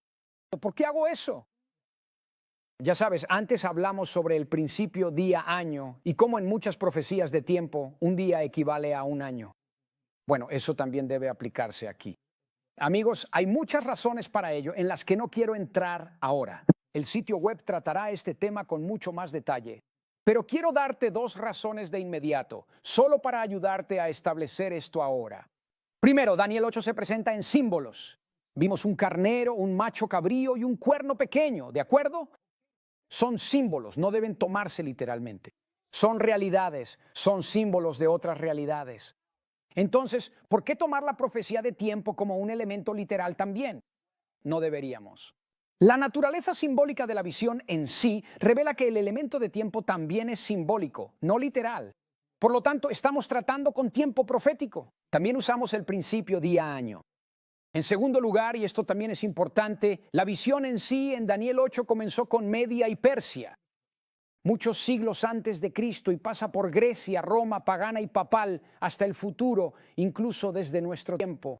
Bien, ahora, un periodo literal de 2300 días es menos de 7 años. Ahora piensen en esto. ¿Cómo podría la visión que abarca un periodo tan largo de la historia culminar con una profecía temporal que cubre menos de 7 años? Realmente no tiene sentido. Aplica el principio día-año y de repente, en lugar de 7 años, se convierte en 2300 años, un periodo de tiempo vasto que encaja mucho mejor con el alcance y la magnitud de la profecía que tan solo 7 años. De hecho, es interesante. Un antiguo comentarista judío incluso tradujo Daniel 8:14 usando la palabra años, no días, porque para él era obvio a qué se refería. Sucede lo mismo aquí con las 70 semanas. Tengo 490 años. ¿Por qué hago eso? Bueno, para empezar, 70 semanas son 490 días. 7 semanas, 7 días por semana, así que 70 por 7 son 490. Así que con el principio día-año se convierte en 490 años. Y por favor, amigos, los adventistas no son ni de lejos los únicos que han aplicado el principio día-año a esta profecía. Debe aplicarse aquí también. De hecho, la profecía no tiene sentido sin él. Y déjenme mostrarles por qué. Y para hacer esto quiero entrar en la última profecía temporal que vamos a analizar. No tengo la intención de pasar mucho tiempo en los detalles de esta profecía. Tendremos más información en el sitio web. En cambio, quiero centrarme solo en los puntos que son importantes para nosotros aquí, nuestra preocupación inmediata. Y son solo 2 puntos. La fecha de inicio de la profecía de las 70 semanas y a quién señala. Se la conoce como la profecía de las 70 semanas de Daniel 9, versículos 24 al 27. Por ahora me voy a centrar en el versículo 25. ¿Sabes? Hay mucha buena información sobre esto y vamos a poner más en el sitio web, así que no te preocupes por todos los detalles. Pero ahora recuerda, en Daniel 9:24 le da la profecía de las 70 semanas. Bien, 70 semanas están determinadas. Luego en el siguiente versículo le da más información. ¿Qué dice?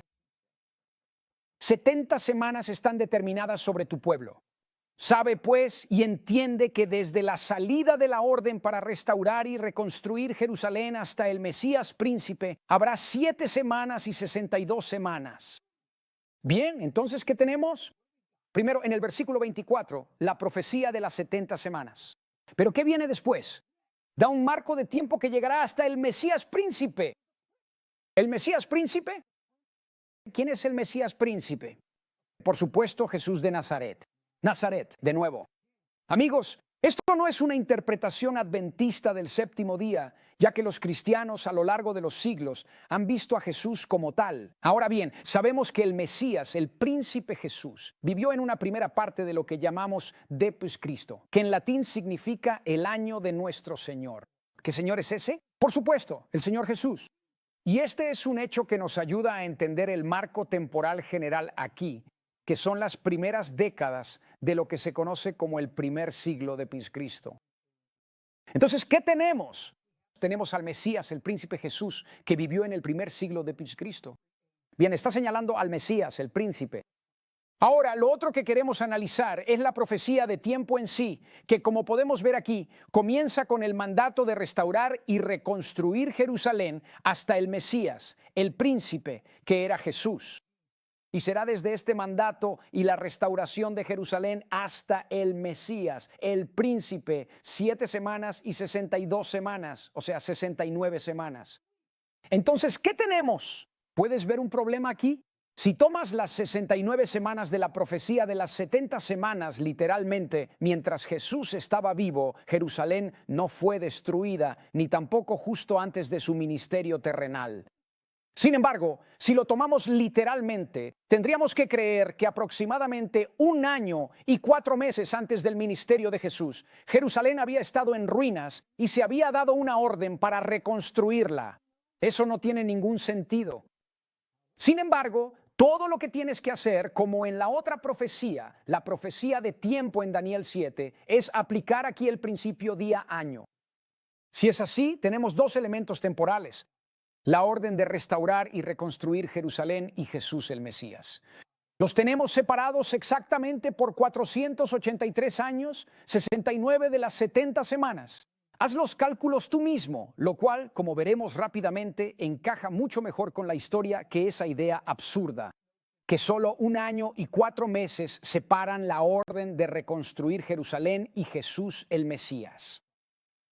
Además, como hemos visto, la profecía de los 2300 días y la profecía de las 70 semanas están estrechamente relacionadas. De hecho, en realidad, son 2 partes de la misma profecía. Así que Gabriel vino a Daniel en el capítulo 9 y después de señalarle la profecía temporal de Daniel 8:14, le dio otra profecía temporal, las 70 semanas.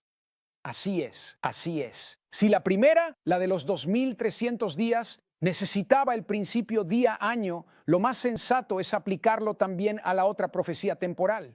Tenemos la profecía de los 2300 años y la de las 70 semanas, o la profecía de los 490 años.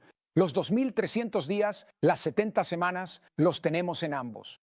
Primero dice que 70 semanas están determinadas. Eso es más el hebreo, pero el hebreo literal, así es como se traduce. Pero el enigma de la palabra hebrea para determinadas en realidad significa cortadas. Y volveremos a eso en un minuto. Así que, como podemos ver, las 70 semanas están cortadas. Las 70 semanas o los 490 años están cortados. ¿Cortados de qué?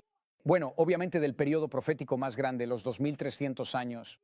Así, vemos evidencia de cuán estrechamente relacionadas están estas 2 profecías. Las 70 semanas son parte de la profecía mayor de los 2300 días. Y como la profecía de los 2300 días necesita el principio día-año, las 70 semanas también.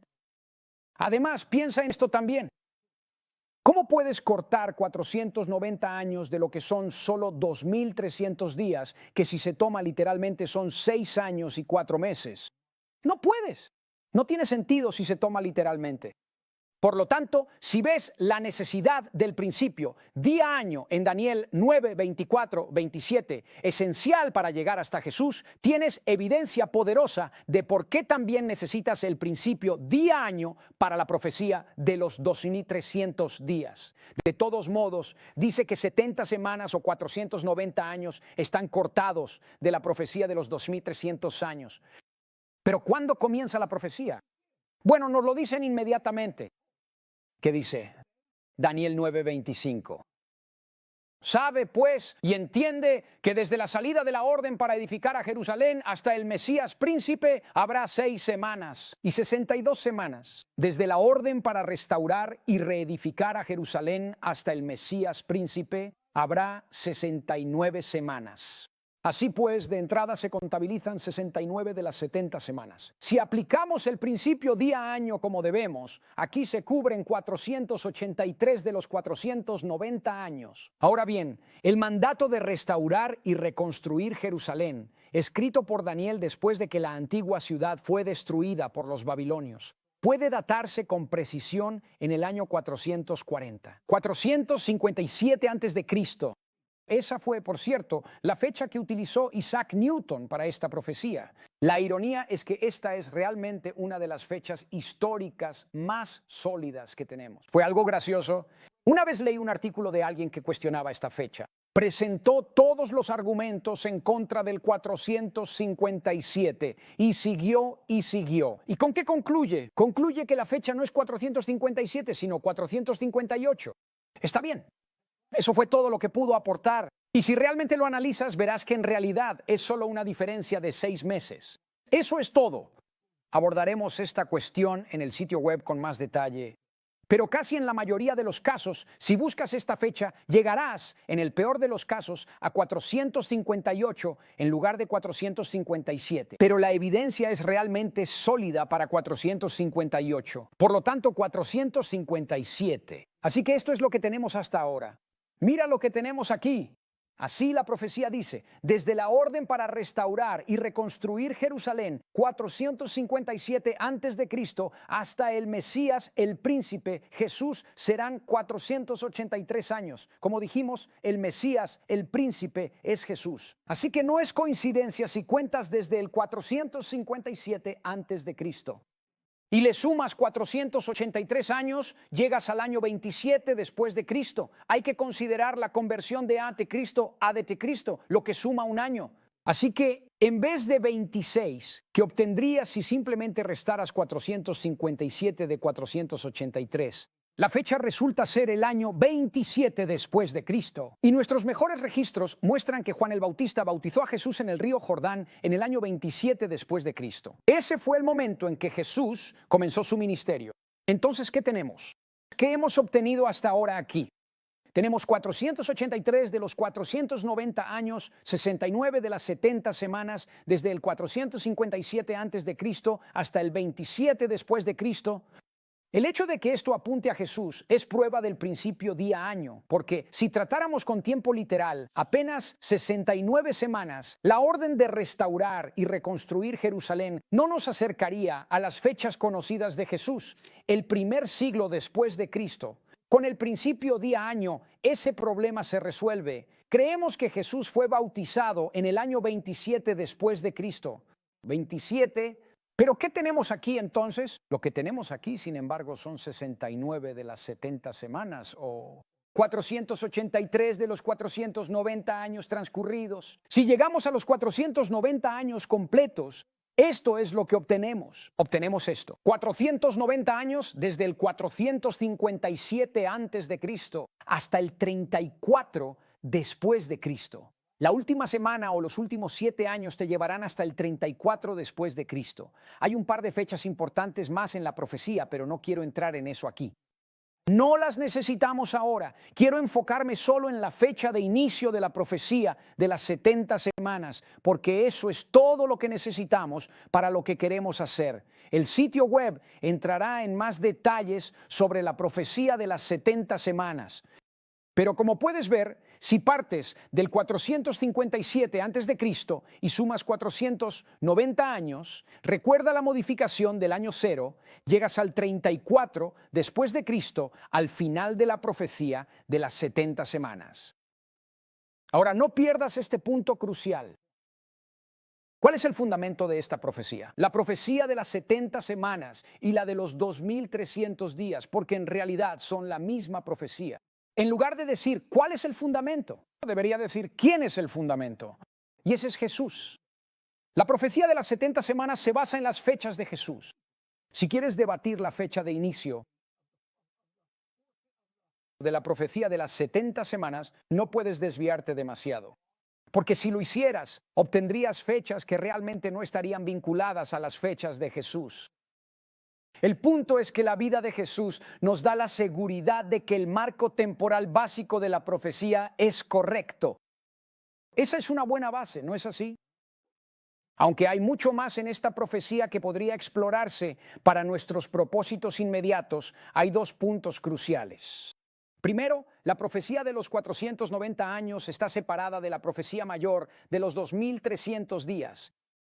Segundo, el inicio de los 490 años y por tanto de los 2300 años, cuyo punto de partida no se dio en Daniel 8, es el año 457 a.C. Así que mira lo que tenemos, 490 años, desde 457 a.C. hasta 34 d.C. y 2300 años. La profecía de los 490 años está separada de la mayor, los 2300 años de Daniel 8:14. Ahora bien, ¿qué implica toda la idea de estar separado? Que son dos partes de lo mismo. Como dije, en realidad es una sola profecía, pero en dos partes. De lo contrario, la idea de separar no tiene sentido. No cortas 5 metros de una tubería que no es ya parte de una tubería más grande. Así que cuando separamos la profecía de los 490 años de los 2300 años, ¿qué obtenemos? Tienes 2300 menos 457, llegas a 1843. ¿Quiero decir que cortas o restas porque no es cortar lo mismo que restar? 457 de 2300 obtienes 1843. ¿Pero qué pasa en 1844? Nuevamente, no estamos tratando con la línea numérica. Estamos tratando con el calendario para que no tengas el año cero.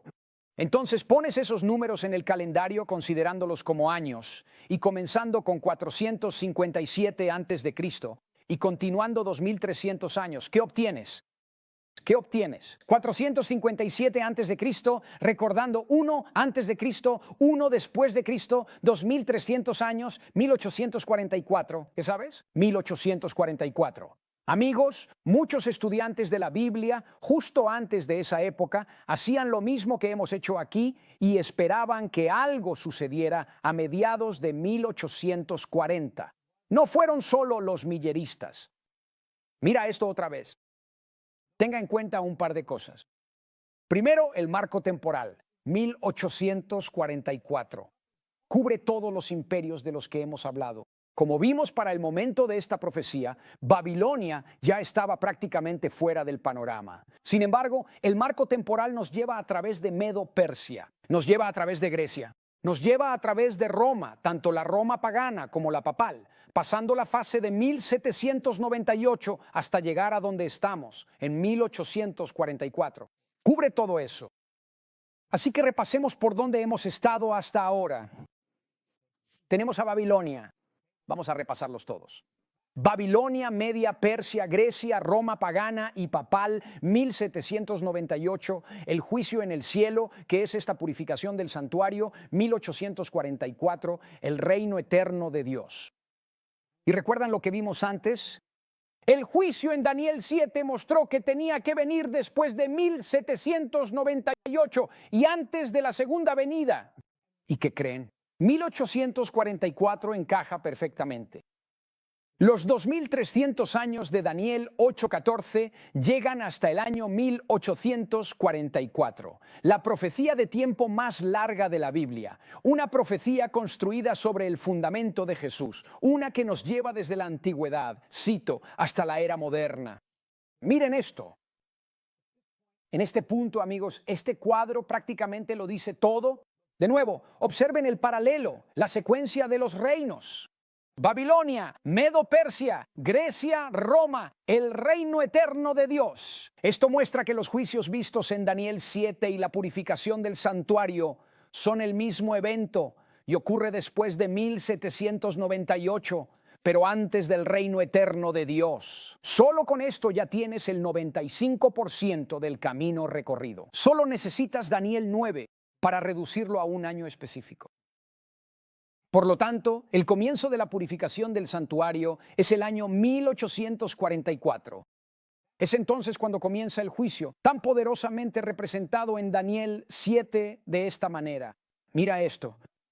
y el juicio fue dado a favor de los santos del Altísimo. Ahora, todo esto realmente nos lleva a lo que quiero hablar ahora en el tiempo que me queda, ¿de acuerdo? Primero, este juicio que comenzó en 1844 se hace a favor de los santos. De hecho, es tan a su favor que cuando termina, ellos poseen el reino eterno de Dios. Es decir, cuando este juicio termina, Jesús regresa. El mundo tal como lo conocemos desaparece y los santos reciben su reino. ¿De acuerdo? Estamos tratando con el fin del mundo tal como lo conocemos y el establecimiento del reino eterno de Dios. Hola amigos, no hay nada más importante que eso, ¿verdad?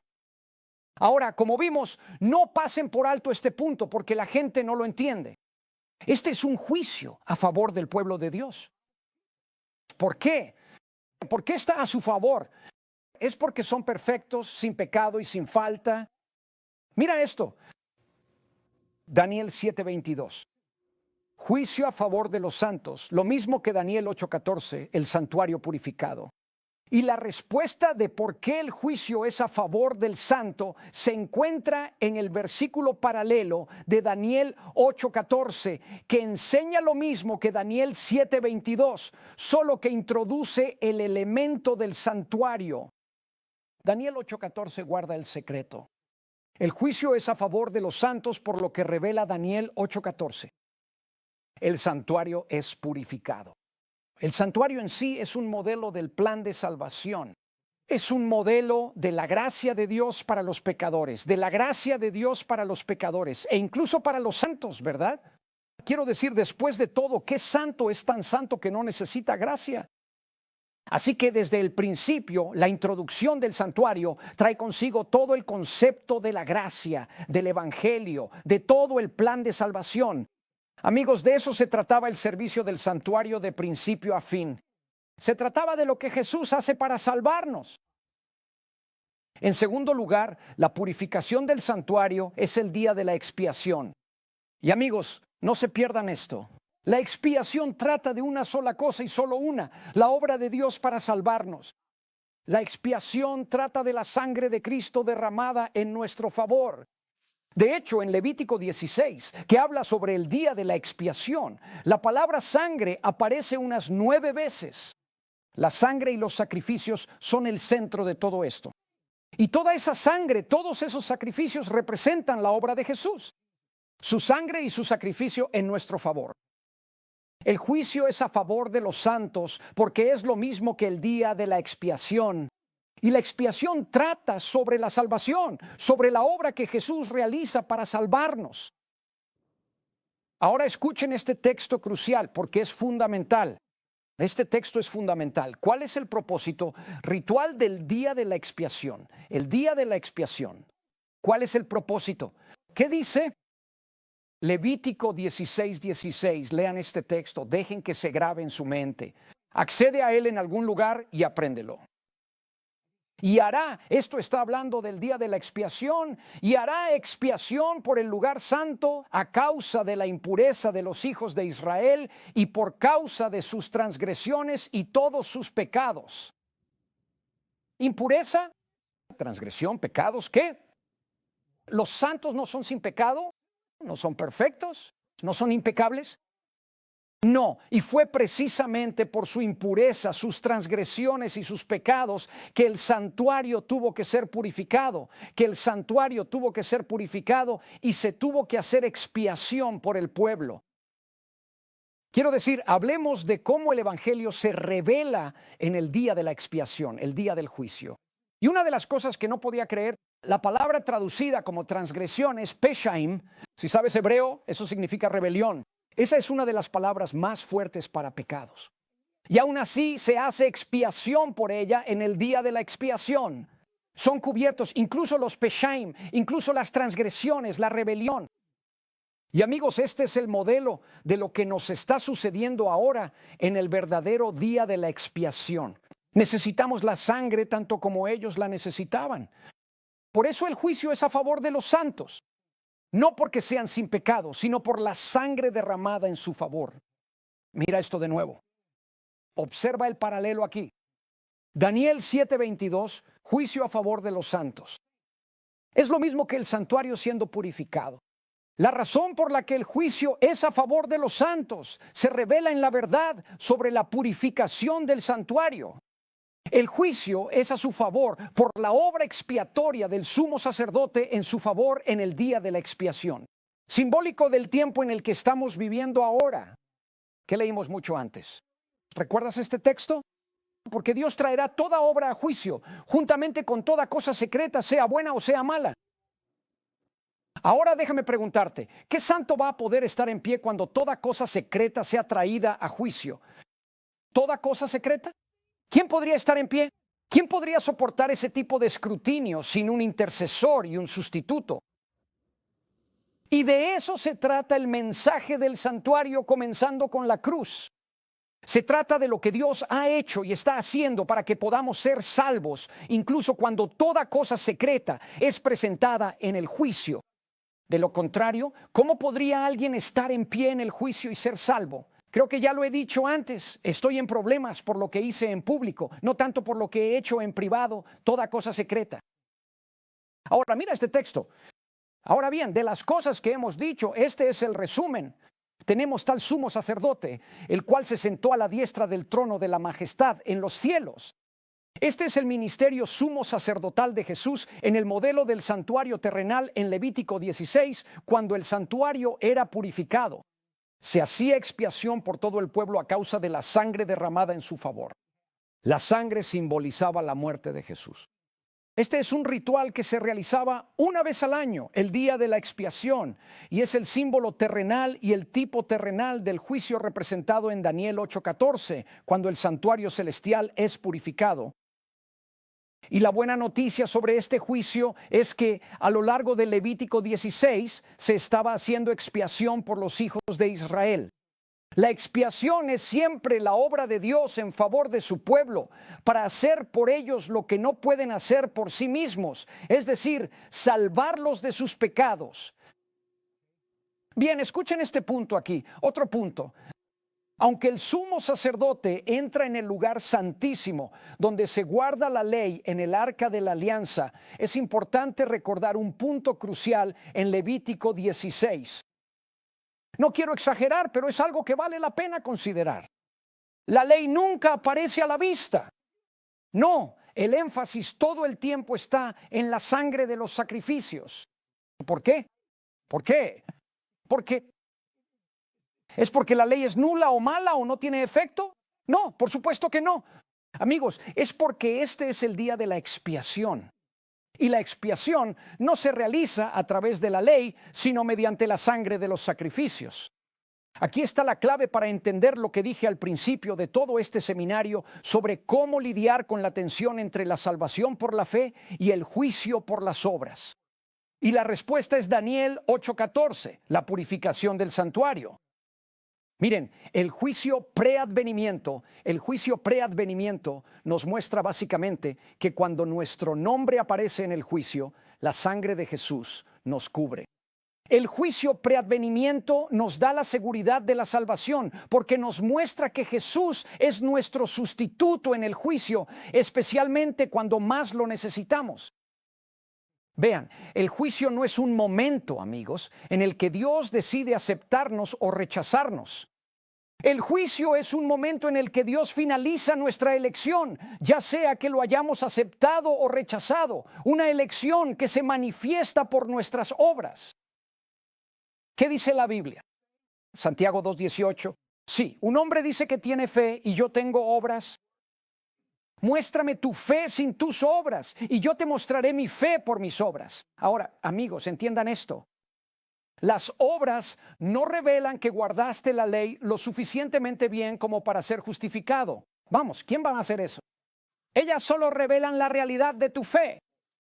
Bien, dices que está bien, pero preguntas, bueno, está bien, pero ¿cómo sé que tengo suficientes obras para revelar la realidad de mi fe? Sabes, esa es una pregunta lógica pero equivocada. Y creo que una clave o una respuesta se encuentra en la parábola del publicano y el pecador. La pregunta, ¿cómo sé que tengo suficientes obras para revelar mi fe? Realmente se ve en la actitud del fariseo, quien señalaba todas sus obras, lo que hacía y lo que no hacía. como si eso fuera lo que lo hacía santo ante Dios. Lee la parábola. No funcionó, ¿verdad? Él no fue justificado ante Dios porque nuestras obras no bastan, no pueden bastar. Esa era su actitud, ¿de acuerdo? En cambio, nuestra actitud debería ser la del publicano. ¿Y qué dice la Escritura? Y el publicano, estando lejos, no se atrevía ni a alzar los ojos al cielo, sino que se golpeaba el pecho diciendo: Dios, sé propicio a mí, pecador. Y según Jesús, él fue el que se fue justificado. Él fue, no el otro. Entonces, ¿qué nos enseña eso? ¿Qué nos enseña eso? Nos enseña, amigos, que debemos asumir desde el principio que nuestras obras nunca serán lo suficientemente buenas. Por eso, como el publicano, tenemos que acercarnos con fe y reclamar la gracia de Dios. Una gracia que se revela en el santuario, especialmente en el día de la expiación. Amigos, es expiación. La expiación es lo que Dios hace para salvarnos. Ahora miren este texto, porque también es un texto crucial sobre el día de la expiación. Esta es la otra cara, el equilibrio de todo esto. Esto también es de Levítico 16. Miren esto. Y esto será un estatuto perpetuo para vosotros. En el 7º mes, el 10º día del mes. Esto trata sobre el día de la expiación. Afligiréis vuestras almas. ¿Afligir nuestras almas? Ahora, amigos, sea lo que sea que eso signifique exactamente, y hay cierta discusión al respecto, al menos implica una actitud de arrepentimiento, de sumisión, de fe y de aceptación de la gracia de Dios. Una gracia que no merecemos, pero que reclamamos por fe, porque sabemos que independientemente de nuestras obras, no somos dignos. Esa era la actitud del publicano. Fuera lo que él estaba haciendo, estaba afligiendo su alma, demostrando que reconocía su indignidad y que dependía totalmente de los méritos y la misericordia de Dios. Y así es como debe ser el pueblo de Dios en el día de la expiación. ¿Saben? Me atrevería a decir, aunque el texto no lo menciona, que si comparan la vida del publicano, que ni siquiera levantaba su rostro al cielo, encontrarían una vida probablemente mucho más en armonía con la ley de Dios. Una vida mucho más reflejo del carácter de Jesús que la que encontrarían en el fariseo, que estaba ocupado señalando sus propias obras. Por favor, ¿cuán lejos estaba el pobre hombre de tener idea de lo que significaban la justicia y la salvación? ¿Qué lejos debía estar el fariseo de conocer a Dios? Mientras que creo que el publicano tuvo una revelación y sabía algo acerca de la justicia de Dios, por eso estaba en una actitud de arrepentimiento. Y este es el mensaje de la seguridad de la salvación, incluso cuando somos juzgados por las obras. Daniel 8:14 nos muestra que nuestras obras que revelan nuestra fe también revelan nuestra necesidad de gracia, una gracia que se manifiesta de manera especial para nosotros en el día de la expiación a través del ritual del día de la expiación. Así es como, al terminar esto, así es como podemos reconciliar la salvación por la fe y el juicio por las obras. De nuevo, ¿quién al ser juzgado por sus obras va a tener suficientes buenas obras para justificarse? ¿Quién al ser juzgado por la ley habrá guardado la ley lo suficientemente bien como para justificarse? No se puede. Por eso la salvación tiene que ser solo por gracia. La gracia revelada por la sangre derramada en el día de la expiación, cuando el santuario es purificado. Y trataremos mucho más sobre esto en el sitio web. Por lo tanto, quiero cerrar con esto, que es el punto principal de todo esto que pensé que he tratado de dejar claro en todo este seminario. La clave para entender cómo podemos ser juzgados por las obras, pero salvados por la fe, se encuentra en el juicio previo al advenimiento de Daniel 8:14. Se encuentra en estas palabras maravillosas y prometedoras. Y él me dijo: hasta 2300 tardes y mañanas. Después de este tiempo, el santuario será completamente purificado y restaurado a su estado original. Aquí se revela cómo un pueblo arrepentido que aflige su alma, un pueblo, aunque culpable de impureza, culpable de transgresiones, culpable de pecado, sin embargo, es justificado por la fe sin las obras de la ley.